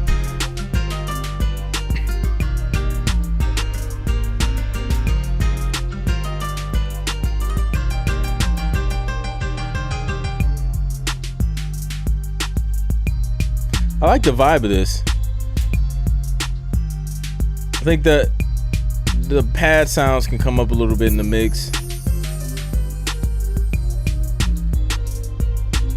Like how you broke it down. Let's see how it ends.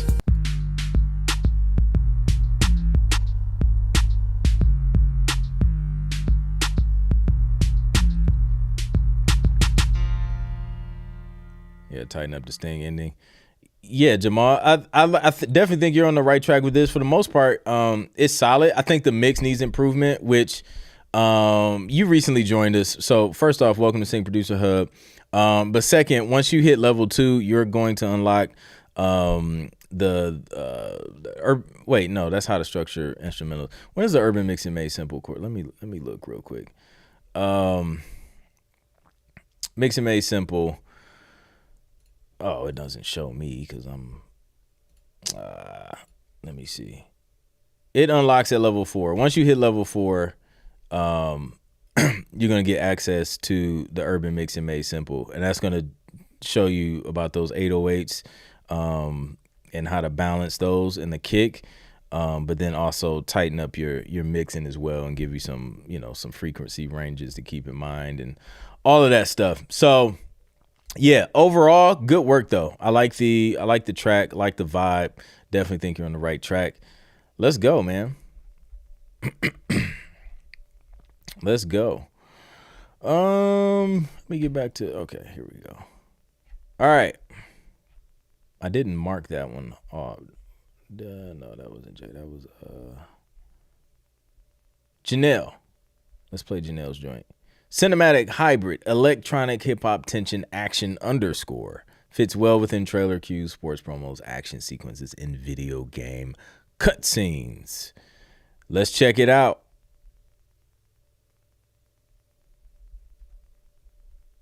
Where's my mouse? I be losing my mouse sometimes.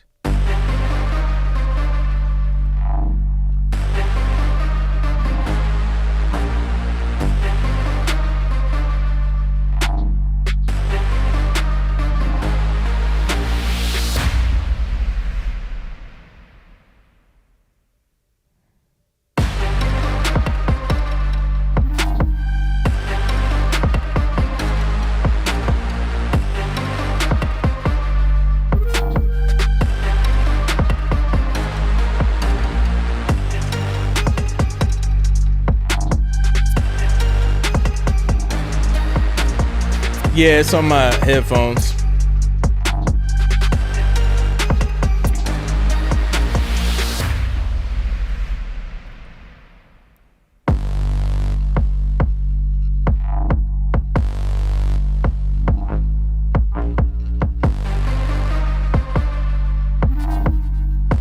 It's dope.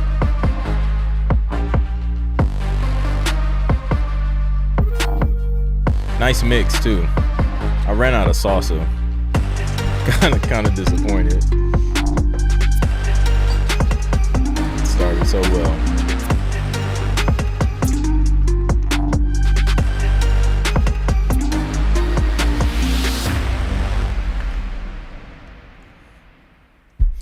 You know what? I can hear that like on a car commercial too. I could definitely hear that on a car commercial.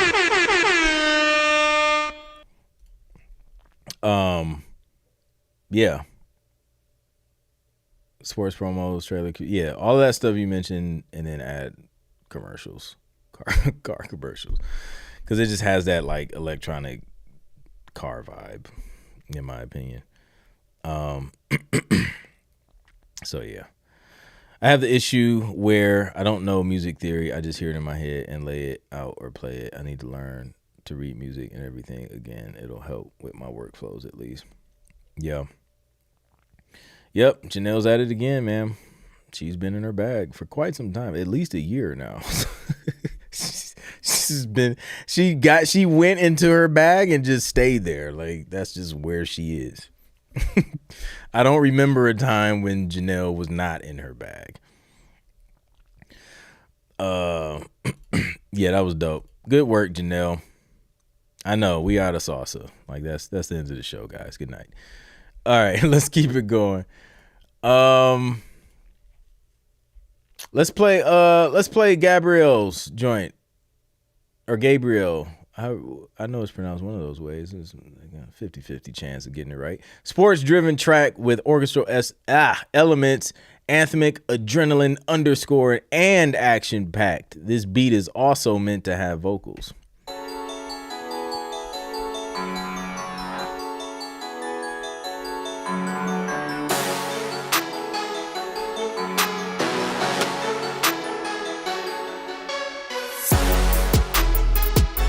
Whew.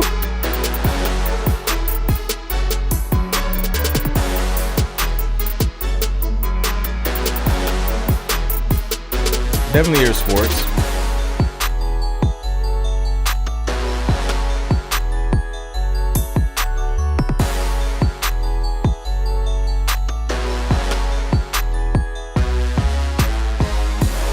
It said freestyle. Man, that's gonna be a disaster, I'll tell you that.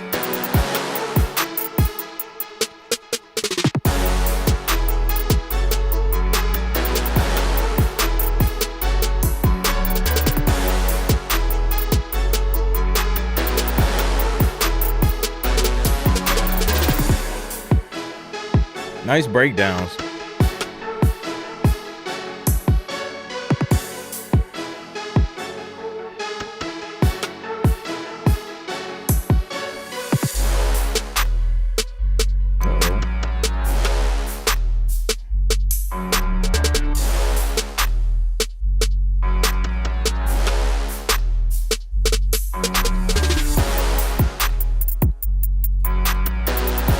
Christmas sports.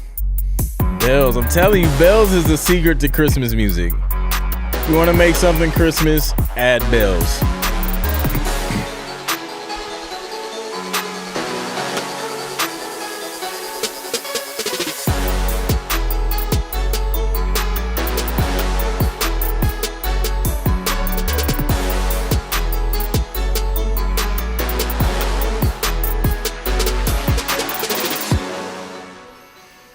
Let's go. I think that's ready. And he said it's meant to have vocals on there, so I'm sure that'll come together nice, especially with vocals. They'll get some good uses out of that. They will absolutely get some uses out of that. It's ready to go, Gabriel. Keep it up, man. All right. Let's mark that one. Let's go to the bottom. Let's get some from the bottom here. Carl Stokes, ambient, retro style type beat, Afro beat pop inspired beat. I can definitely see this in a video game or some type of trailer for excitement and maybe action. I want this song on Grand Theft Auto, was that 6? But I could see this on a video game trailer.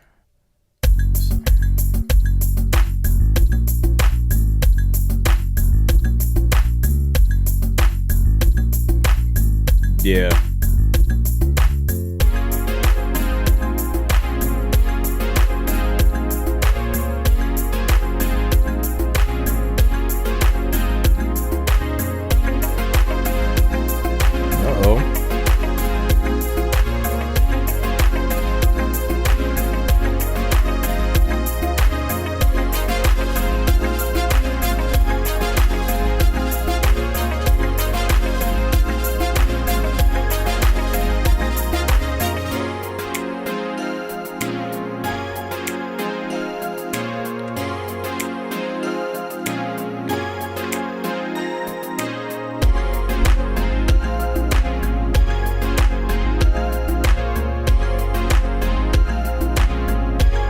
It's a vibe for sure.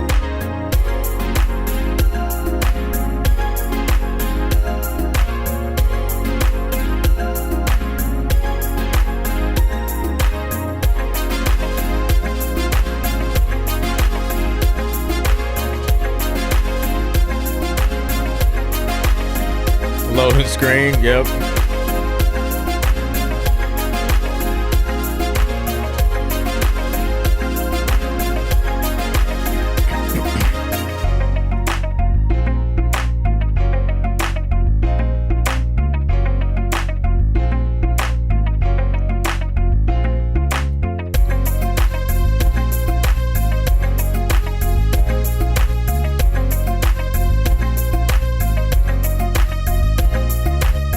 Yeah, that joint got into a heavy groove for sure.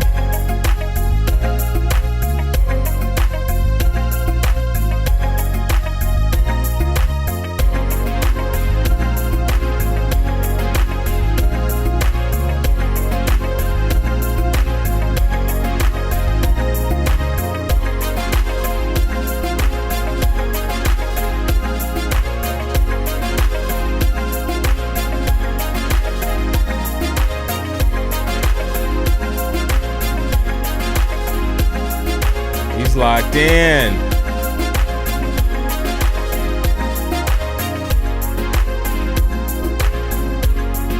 See how it ends.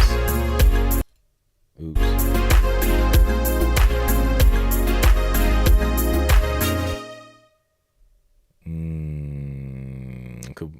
Sting ending. Sting ending, and I think we'll be good. Let me hear the intro one more time.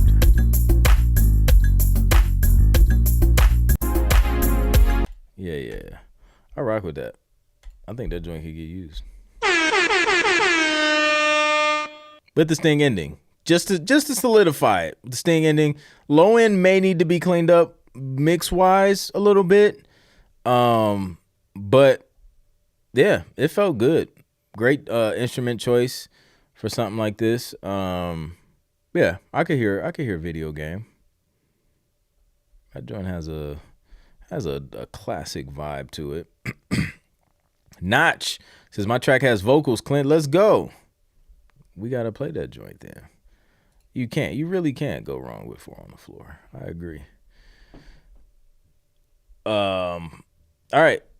We got Phil right here. But let's just check out Phil's track. It's right here. Conveniently located in front and on top of Carl's.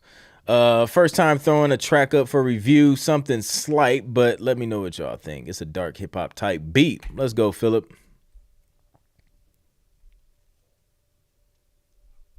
Peeper.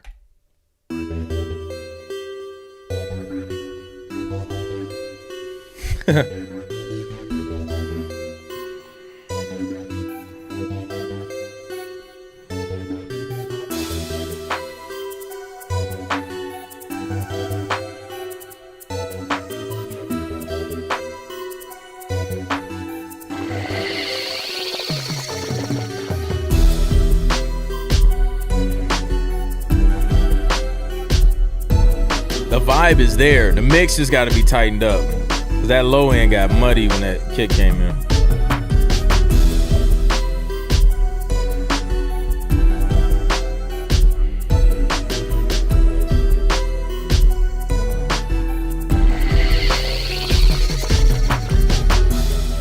Got the transition sounds there.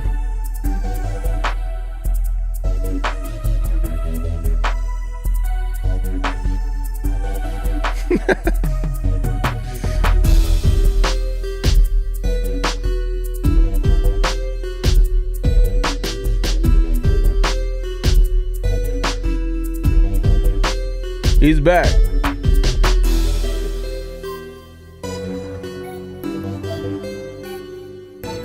No doubt.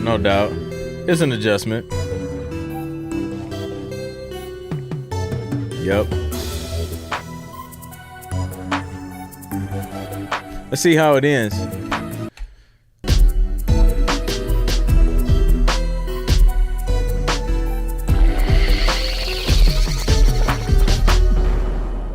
Ooh, almost. Dun, dun, dun, dun. That Sting ending on there. And it could be shorter too. Yeah, it can be a little bit shorter, maybe 2.5. Probably cut some of this off. But yeah, I'm not mad at it. Like, I think melodically, like, you got the elements there. I think a fire mix would just bring it to life and then make it shortening it, adding a sting ending. I think that would bring it where it needs to be for it to get accepted and ultimately pitched for sync. But yeah, I can hear that being used on like some TV stuff, some reality stuff easily. Yeah, Tim Bird loves it. Michael Connor, great first time submission. I agree. Terrence gave you 2 thumbs up. We got some fire from Red Ray Garcia. So yeah, let's go. Let's go. All right, let's scroll back up to the top. We've been down there for a little bit. Let's see what we got up here. We played Janelle's. We got Miguel, but Miguel's gonna go at the end. We have to put them back in there. Tony, we'll see what Tony been cooking up. Mirrors is a moody vibe with airy open texture. I feel it's a perfect fit for dramatic scenes, emotional montages, or moments of self-realization. Very chill. Let us check it out.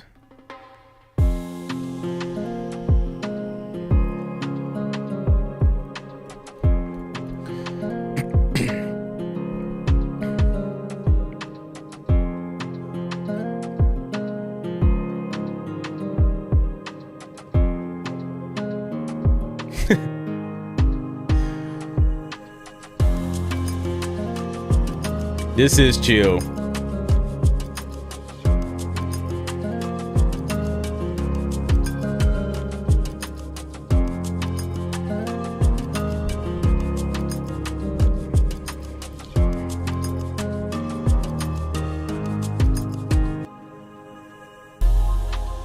Oh yeah.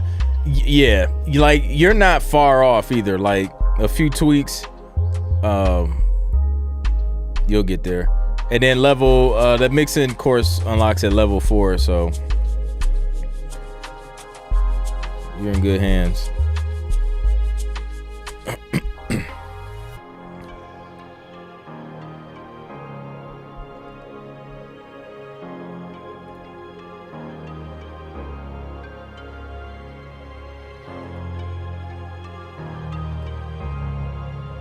Ooh, yeah. Some dope vocals on there.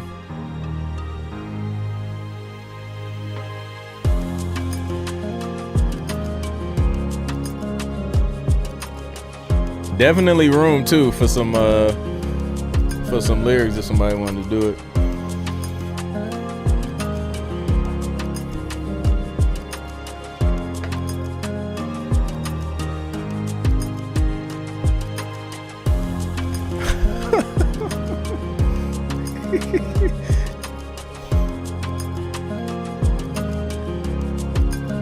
It's terrible. What she really meant for you to begin with. If she left you over the rice, I don't know. Food, I mean, that could be a serious offense though. I mean, I don't know. All right. I like that, man. I like that. That's a vibe, Tony. I think it's ready to go, man. Love the instrumentation, love the melody as well. So yeah. Let's go. Frime, Hans, Transform. Taking over type of vibe with live horns ready to take you on an epic journey. All right. We got to check this out, Frime. No, I don't. Just leave that as is, Google. Let's check it out.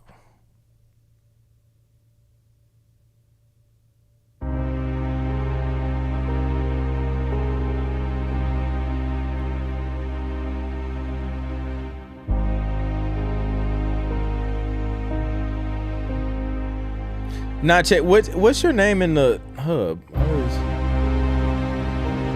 We're gonna check it out.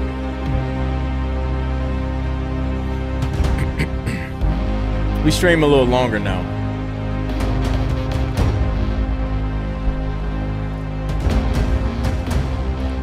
This is beginning to feel quite epic. Those drums in there.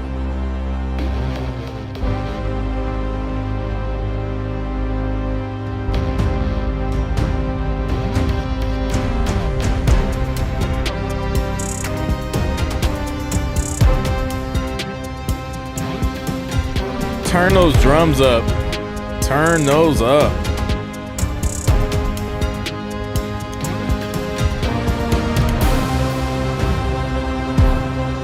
Ethan, that's right.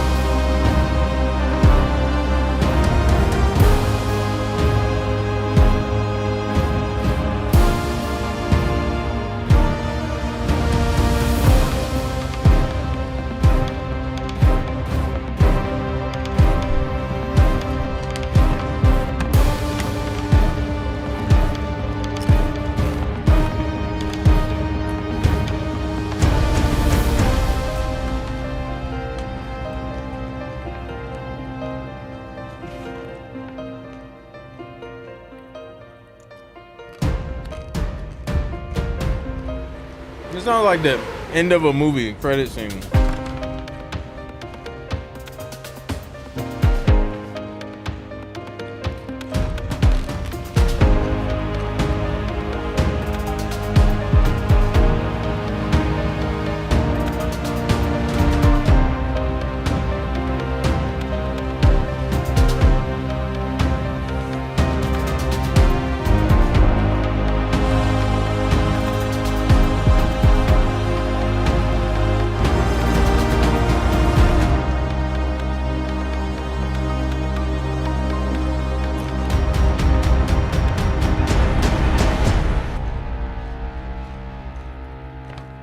Well, okay.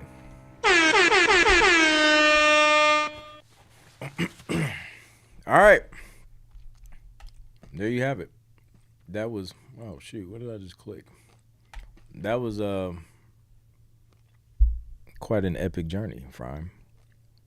Yeah, I like it. The only thing I would do is just turn when those drums came in, like the snare and stuff, I would just turn those up a little bit in the mix. But yeah. Did we DJ horn that?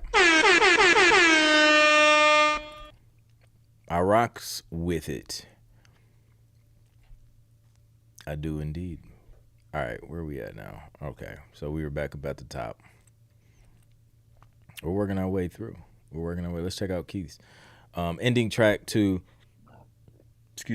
an audio drama I scored this month. My first time interpreting a brief, and I also got some what would an editor do to cut down this 4+ minute track to fit into a shorter scene. Practice for submitting today.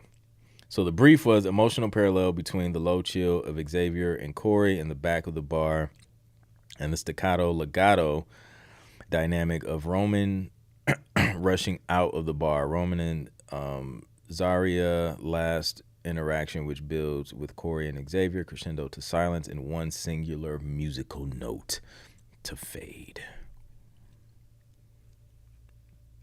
All right, let's check it out.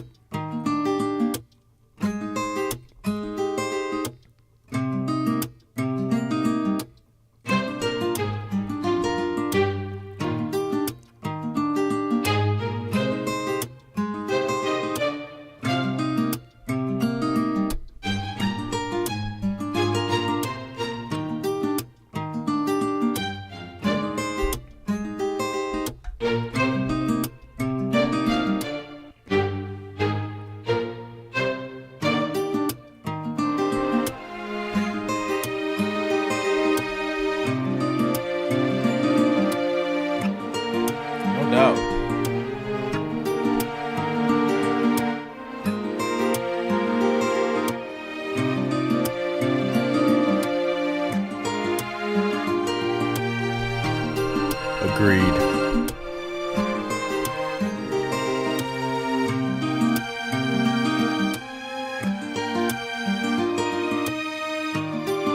Nice singer-songwriter kind of vibe.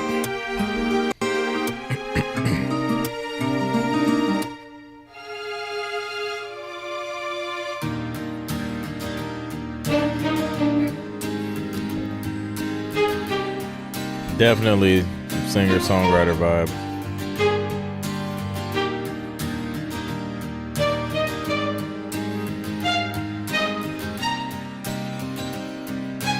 That's the button I pushed earlier.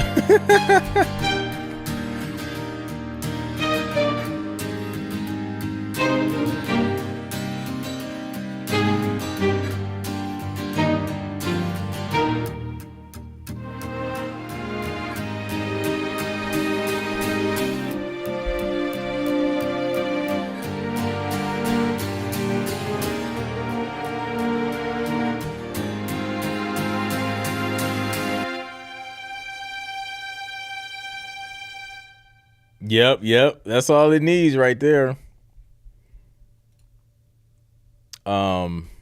What's the thing? What's that thing called? You sit on it, and then what's the name of that thing? That box. It's the drum box thing. You use your hands. I think it would start with a K or something. I can't remember. Y'all know what I'm talking about, though, right?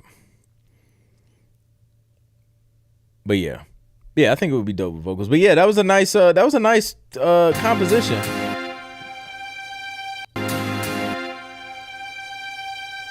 Guitar seemed to cut off like suddenly. No. I think it was cool. Maybe turn the strings down a little bit. And I think a resolving note going major will work better for that last note. Dun, dun.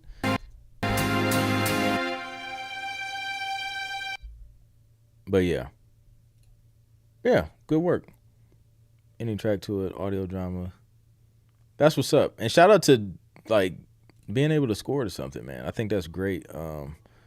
Great way to get your skills up for sure. Let's go, Keith. All right, where we at? Terry Thompson. This is a piece I thought would work for world news broadcast, hence the title, as well as other newscast outlets, podcasts, documentaries. Let's check it out.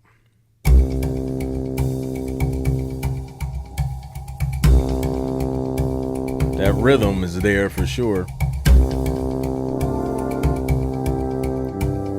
Yes. Thank you. It starts with a C, not a K.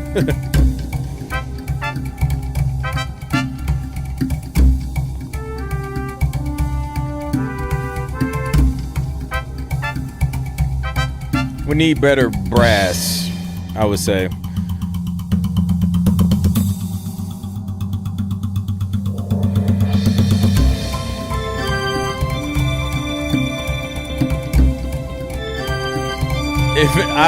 I hear you though. It's so newsy.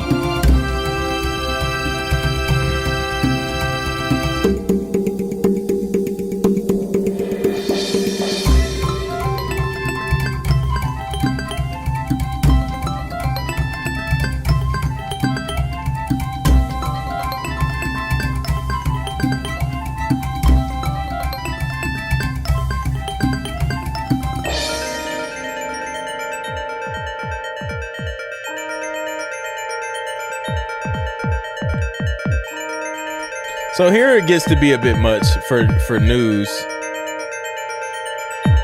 It would be distracting.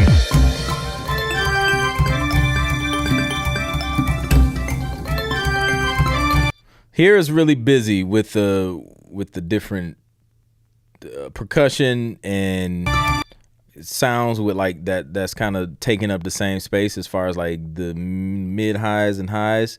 So I probably toned down, but the sweet spot was like right around here.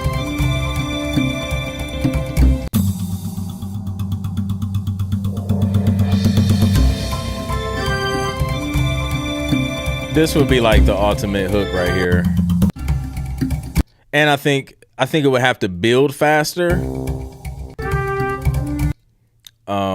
But yeah, I mean, as far as like the vibe though, like you definitely nailed that as far as like news, because that is like a specialty. Like that's not like you just wake up and just like, oh, let me quickly jump from, modern pop to news, something that would work well for news. Not everybody can do that, but I think you the vibe for news.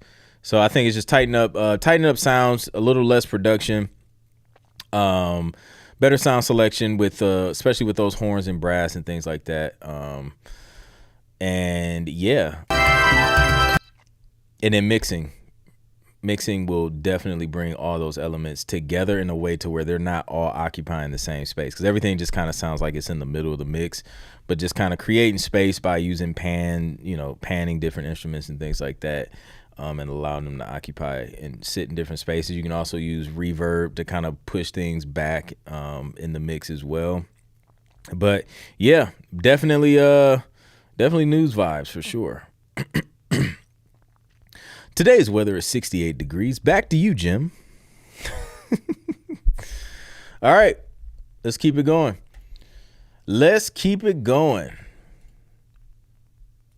Terry with the news. We should have like a sync producer news segment and then just play Terry's music. That would be fire. All right, Marty Kaiser. I have no idea what language that is a genre blending Latin instrumental that carries both de las. No, that looks like Spanish.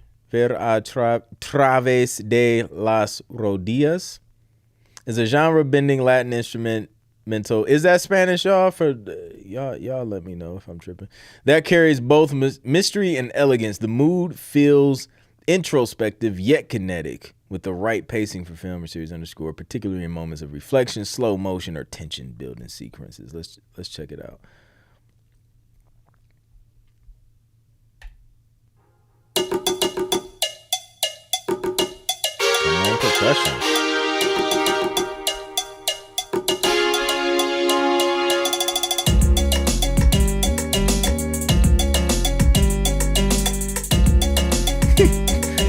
Next on Cooking with Ned, not with the news music.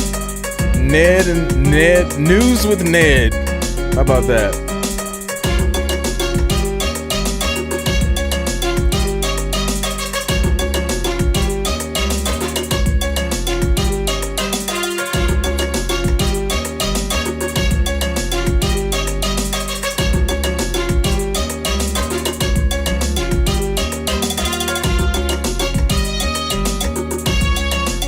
Okay, it is Spanish. I don't know why it looked ultra foreign to me.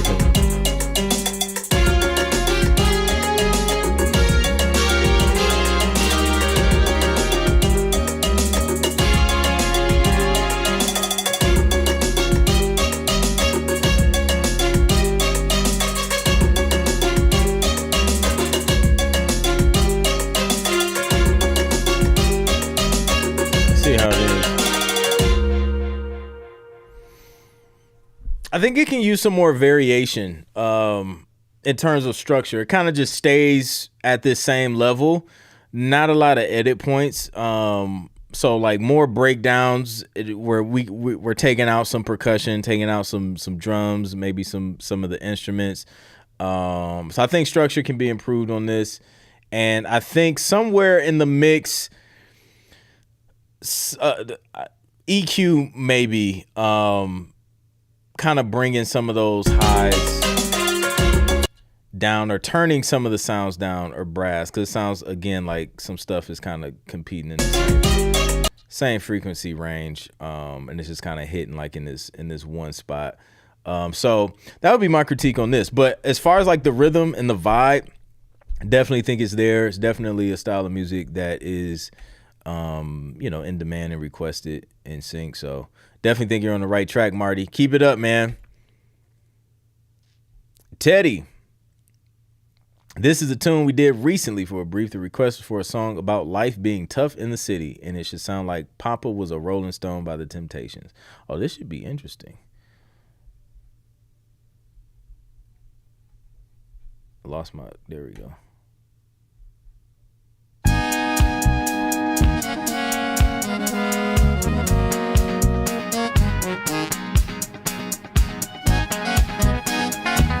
Okay, I'm hearing the influence. See through your knees. There we go. To see the light of day means it's a good day, 'cause we got a chance to try again. Great vocals to this vibe too. Living here ain't easy. Lot of ducking, dodging, and reaching. Every day, another fight. Oh. This is a hard life. You don't know what it takes. They killing the vocals. Tomorrow. This is a hard life. The kick lost his timing a little bit right here. This is a hard I would tighten that up. The kick got off. You don't know what it takes.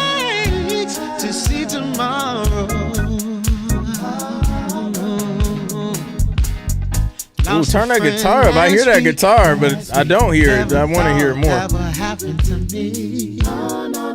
But I should have known. Ain't nobody special in these streets. If I make another 24 hours, They was arranging I'll them. find the ones I love. Give them flowers, 'cause I don't know if tomorrow gon' come. Let's see how it ends. A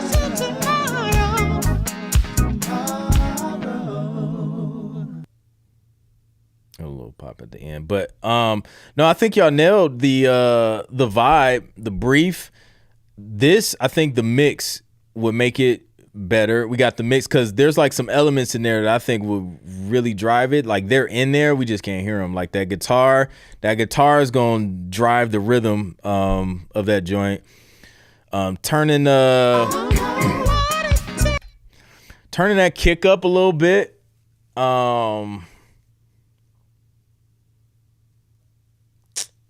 Debating on like maybe a little more a little variation maybe with the drums, not a lot because again the kind of track it is, but something just having some hi-hats do something here and there to just let you know, like, you know, even if it's not a live set, like I'm gonna give you that live set vibe, because with a track like this and especially with a reference like that, you want everything to feel as live and like real instrumentation as possible.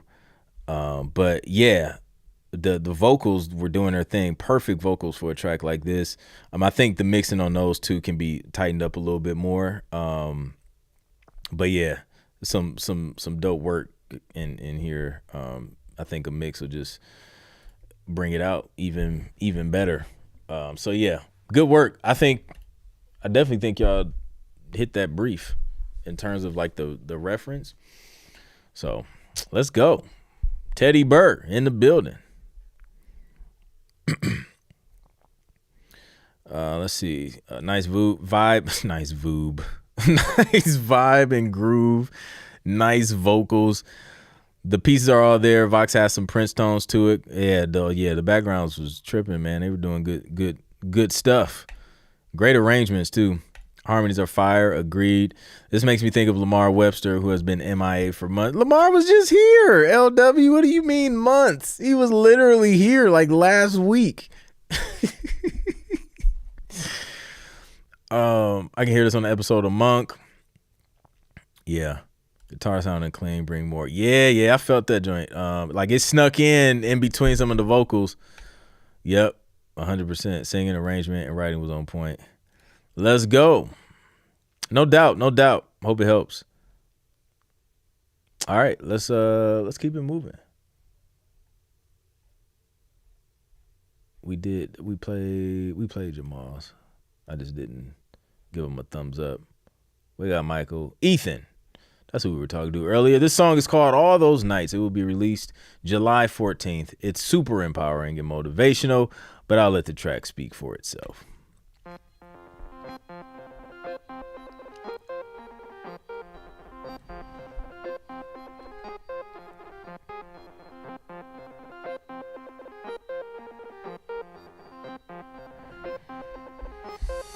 All the nights that I spent praying, all the nights that I spent laying, all the nights that I spent Oh wait, playing. you're right. My bad. All the nights that I spent praying, You right. all the nights that I spent I stand laying, corrected. all the nights that I spent saying, take me to the next level. There's Lamar Franklin and Lamar West. What have I been thinking they're the same guy? Everything about this life is a blessing. I thought Lamar Webster was Lamar Franklin. And if you don't fall, then you're not invested. Nah, you're right. Against the wall, that's where the test We got a is. couple I of give my Mars all, in there. trying my bestest. I operate the best while I'm I under hear you, pressure. Ethan. Watching how I move, weighing every measure. Looking back on it, I've been getting better. Standing tall, even when I'm feeling down. Pushing through it, there's no other way around. I won't let you take my motherfucking crown. It's my crown. Yeah, some people Don't drink take to his their crown. problems. Some people smoke to their problems. I go to God by my problems. If I need somebody, then I'll call them. Trying not to put a wall up. I got a baddie and she dolled up.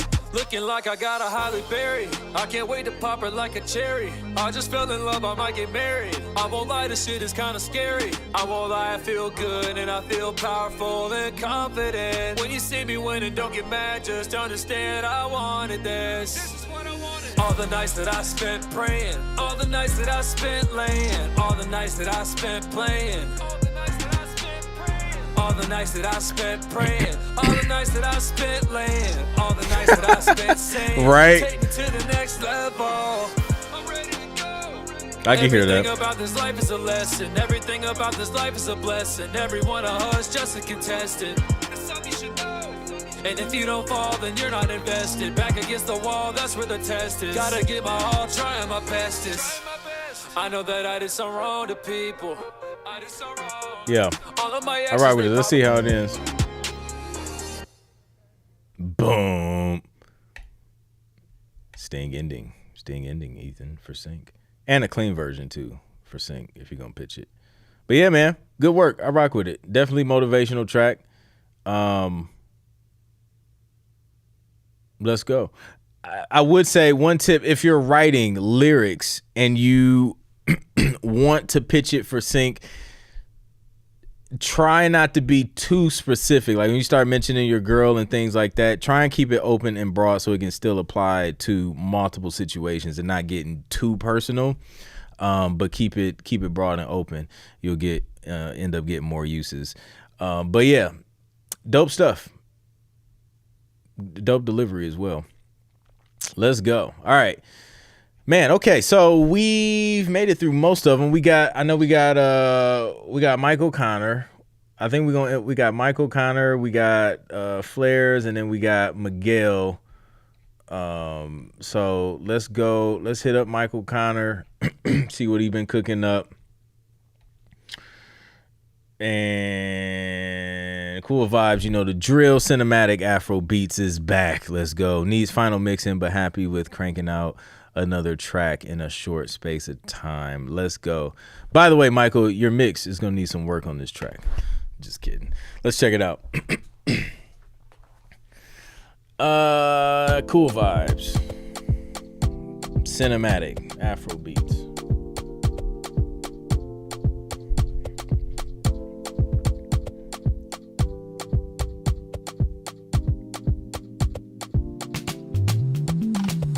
Woo. Bass run.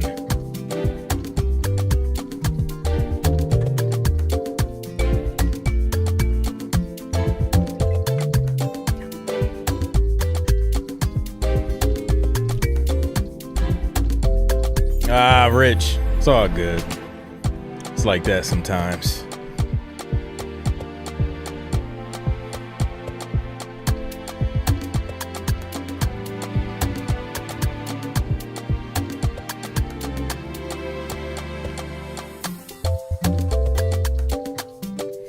Percussion always feels so great.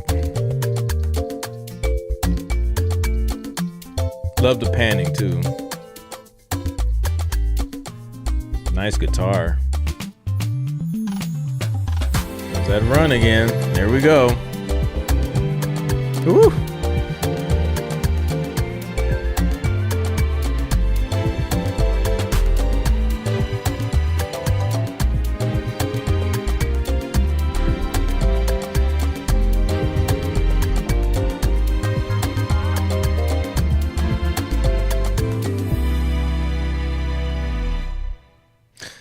Okay.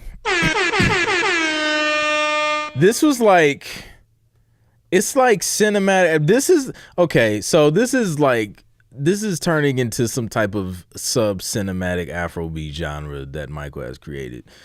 Cause it's like now it's this soulfulness being infused into these chord progressions and passing chords that I'm hearing. And it's like, it's a vibe in these bass runs. So great work, bro.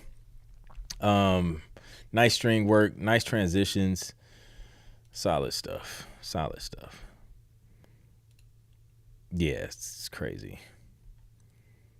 No doubt, Brandon. Join the producer gang. Start producing some stuff. The big chords though, not the small ones, the big ones. Nice. All right, let's go. Miguel, I need to see some palm trees in the chat. We about to play Miguel's joint.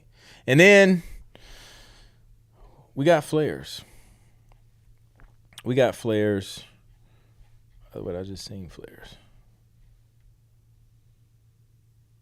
Yeah. We got a Clinton Flares collaboration we're going to share with y'all. So, get ready for that.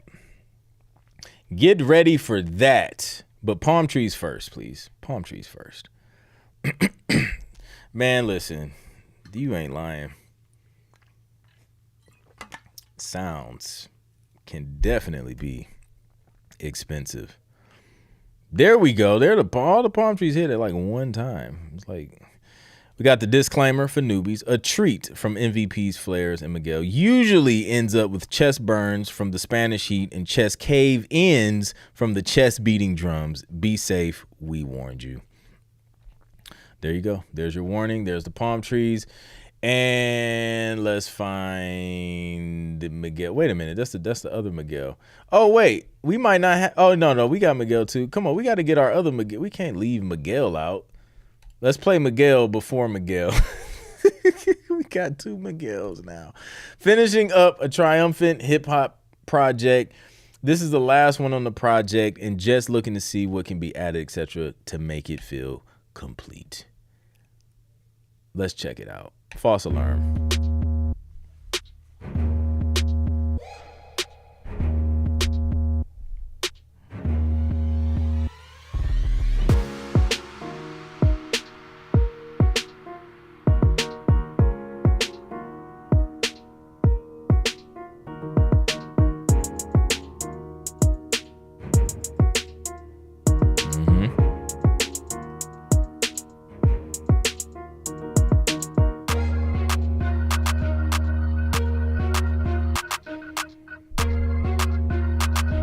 Nice, simple, clean. Solid mix. Overall volume can probably come up.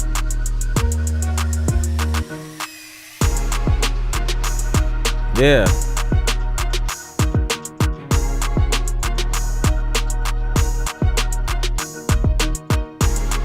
Two Miguels, three Jasons, and 2 to 3 Tims.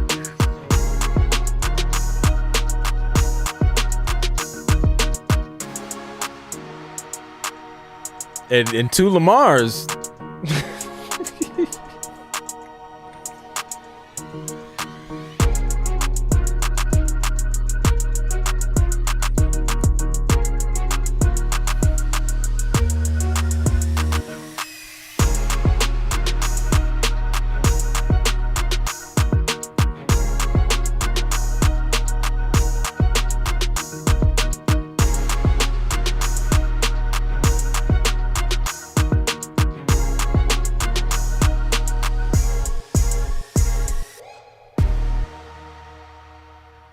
Yeah. I rock with that. Nice ending, nice structure. I don't think there's a lot I would add to that, honestly. I think that'll work like as is. I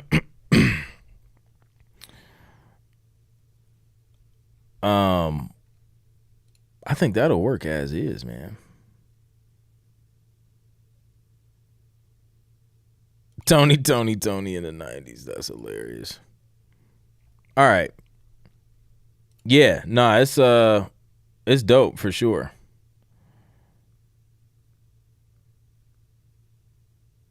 All right, let's find. There we go. All right. My mouse is just, it gets lost. It gets lost in the sauce sometimes. Yeah, strong melody. Yeah, it's not much I'll add to that. I would be sending that as is. Here you go. All right, made 100% on Logic Pro as I'm trying to learn it. We got Miguel's 100% Logic Pro production. This track envisions the hunger for victory. It reminds us that the only way to reach the top is to fight for it. Here's a sports-focused hip-hop where I made the instrumentation, production, mix, master, and Joby joined me with the vocals. I added a Spanish verse. Let's check it out. Fight for it. Hoy me toca velar, proteger lo mío. Mío. You wasn't with me shooting in the gym. Whatever you want, better fight for it. No handout, gotta die for it. True underdog, we fight for it. Beating the odds, we fight for it. Came from the bottom, climb for it. Clocks tick, get high from it. We live for this moment, and we fight for it. Whatever you want, better fight for it. No handout, gotta die for it. True underdog, we fight for it. Beating the odds, we fight for it. Came from the bottom, climb for it. Clocks tick, get high from it. We live for this moment, and we fight for it. Fight for it. If you lazy, you won't like what I'm saying. Nope. But to get to the growth, you gotta fight through the pain. Ice in my veins, blood in that my makes lungs. sense. Won't stop till they say I'm the one. Lights out, like who gave him a gun? You wasn't with me shooting in the gym. Wake up early, work out 4 a.m. You wasn't with me when I ain't have the cash to spend. I got my enemies, Lord protect me from my friends. Used to drive a hoopty, now it's being a Bentley Benz. Still I pray before I sleep and before my day begins. I turn my L's to wins. Like the harmonies. To M's. And if I did it once, no, I can do it again. We setting trend. The path wasn't clear, manifesting the success that I once used to fear. Foot on the clutch, stage 3, switching the gears. So remember my name when the smoke disappears. Oh, I need to get Whatever the poll. you want, better fight for it. No handout, die for it. True underdog, we fight for it. Beating the odds, we fight for it. Came from the bottom, climb for it. Clocks tick, get high from it. We live for this moment, and we fight for it. Whatever you want, better fight for it. No handout, gotta die for it. True underdog, we fight for it. Beating the odds, we fight for it. Came from the bottom, climb for it. Clocks tick, get high from it. We live for this moment, and we fight for it. Fight for it. Hoy me toca velar, proteger lo mío. Pienso en la victoria y me da escalofrío. Por más que intenten, no van a tumbarme. Si 7 veces me caigo, voy a levantarme. Me vieron llegar desde abajo. Para subir a la cima hay que pasar trabajo. Y está claro que ustedes no están Who y'all got this week? Top 4. Tengo salda todas las cuentas. Subestimaron y dudaron. Luego de ver todo mi logro con la boca abierta, ellos se quedaron. No fue nada fácil llegar donde estoy. I just wanna win, another for the win. Me subestimaron y dudaron. Luego de ver todo mi logro con la boca abierta, ellos se quedaron. No fue nada fácil llegar donde estoy. I just wanna win, another for the win. Whatever you want, better fight for it. Oh, it wasn't done. Oh. True underdog, we fight for it. Beating the odds, we fight for it. Came from the bottom, climb for it. Clocks tick, get high from it. We live for this moment, and we fight for it. Whatever you want, better fight for it. No handout, gotta die for it. True underdog, we fight for it. Beating the odds, we fight for it. Came from the bottom, climb for it. Clocks tick, get high from it. We live for this moment, and we fight for it. Fight for it.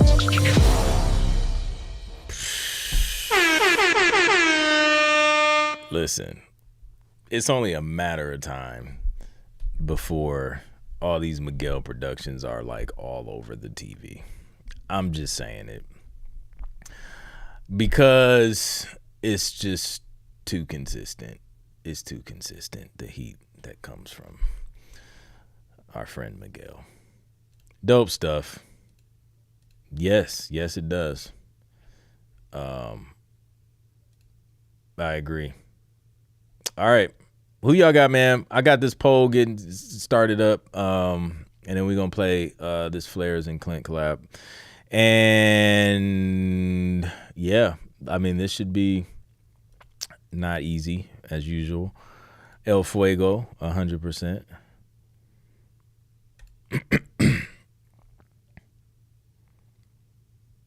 Yeah, that drop was fire. It was a fly track. Yeah, they did their thing, man. Nice vocals. They working over there. I love to see it.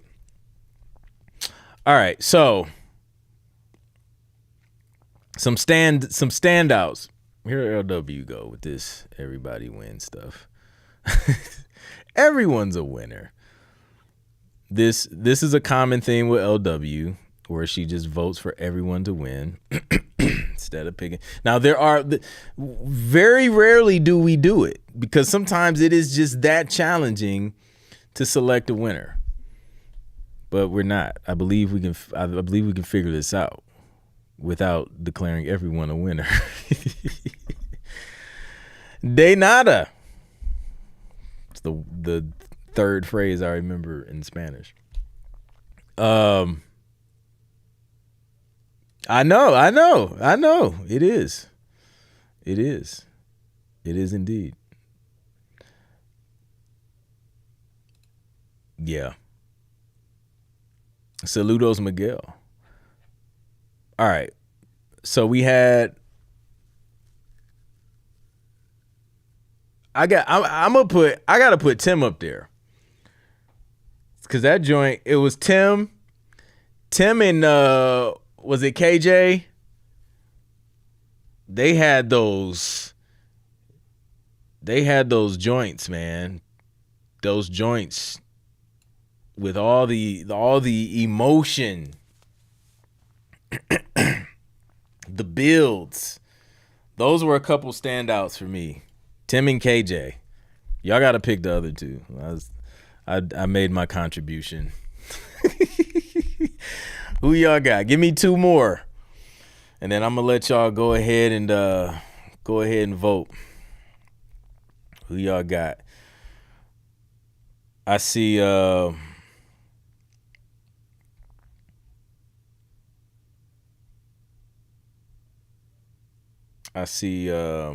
it is boring. You should probably leave.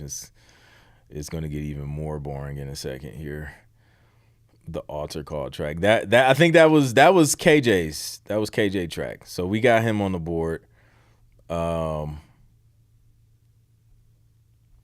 him on the board. Rich says you stole my picks. Solid picks.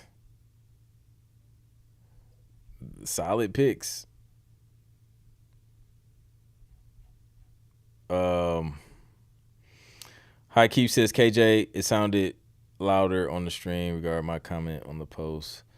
Jason Dowdy, Janelle, solid entries. Who was it? Was it Janelle that like swept everybody last week? Jason's was solid too. Both Jasons. Okay, I seen another with Jason. We got Michael. The very first one. Okay, so that's 3 votes for Jason. All right, so we're gonna put Jason up there. Jason Dowdy was the first one. The one that had the EDM wobbles. Who had somebody did have the wobbles. Who had the wobbles? Anybody in here? Raise your hand if you had the wobbles. Was it? I thought Jason had the wobbles. Didn't Jason have wobbles in his?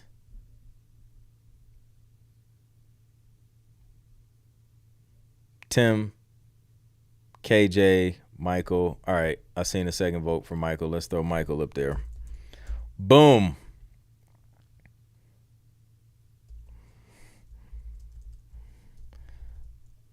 Here we go. Yes, Jason had the wobbles. We're all on the same page. All right, here's the poll, and here is a collaboration between me and Flares. We did this for a Black Panther brief. So we was just like, yo, let's collab on this joint. So we did. It's called Rebel Renegade. Here it is. Oh, wait. How rude of me. Drop some fire emojis in the chat if y'all ready for this Flares, because Flares has his hand in this. So it's only right to throw the fire emoji in there. Don't let y'all listen. This LW is known. She has a history of committing voter fraud in the community. She will try and manipulate you to vote a certain way. I want you to think for yourself before you cast your vote, and do not let LW influence you, okay? LW is the equivalent to propaganda in the chat. Don't be blinded by it. Go with your instinct. All right, I'm seeing fire in the chat. Let's go. Flares and Clint. Masa emoji.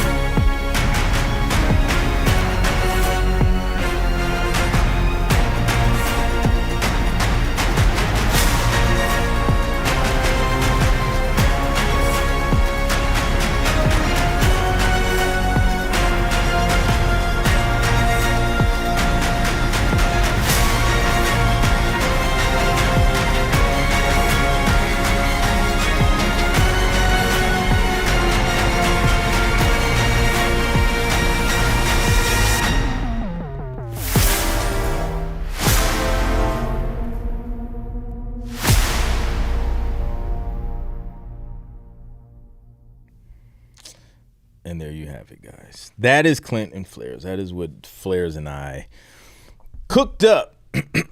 Yeah, it was for a Black Panther 3 brief. So, yeah, man. Thank you. Glad you guys rock with it. But that's it, man. Let's get to this poll. I won't be cooking up tonight. I got to get off and take care of some business. But maybe next week. Maybe we'll cook up something next week. Wait. Yeah, I think so. All right. Let's see what this poll's looking like. Let's take that off because that would get weird. All right. I think we got a winner. KJ at 46%. And then Tim following up at 31%. Solid.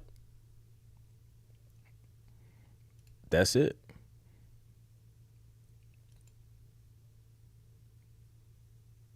Boom. Good thing Denzel spilled the beans. Yep, there it is. But good work, y'all. Shout out to everybody who submitted music. I don't think I've ever officially ended the poll so that everybody can see the percentages. You learn something new every day. You learn something new every day. So shout out to everybody who submitted. If you want to learn how to get your music placed in TV and film, join Sync Producer Hub. We'll teach you how to do it. We'll share our wins. We'll encourage you along the way and give you all the tools you need to succeed in this space. And you can get your music reviewed just like everybody in this community. Just go to syncproducerhub.com or click the link in the description and come and join us. But that's it, man. I'll catch y'all on the next one. Peace.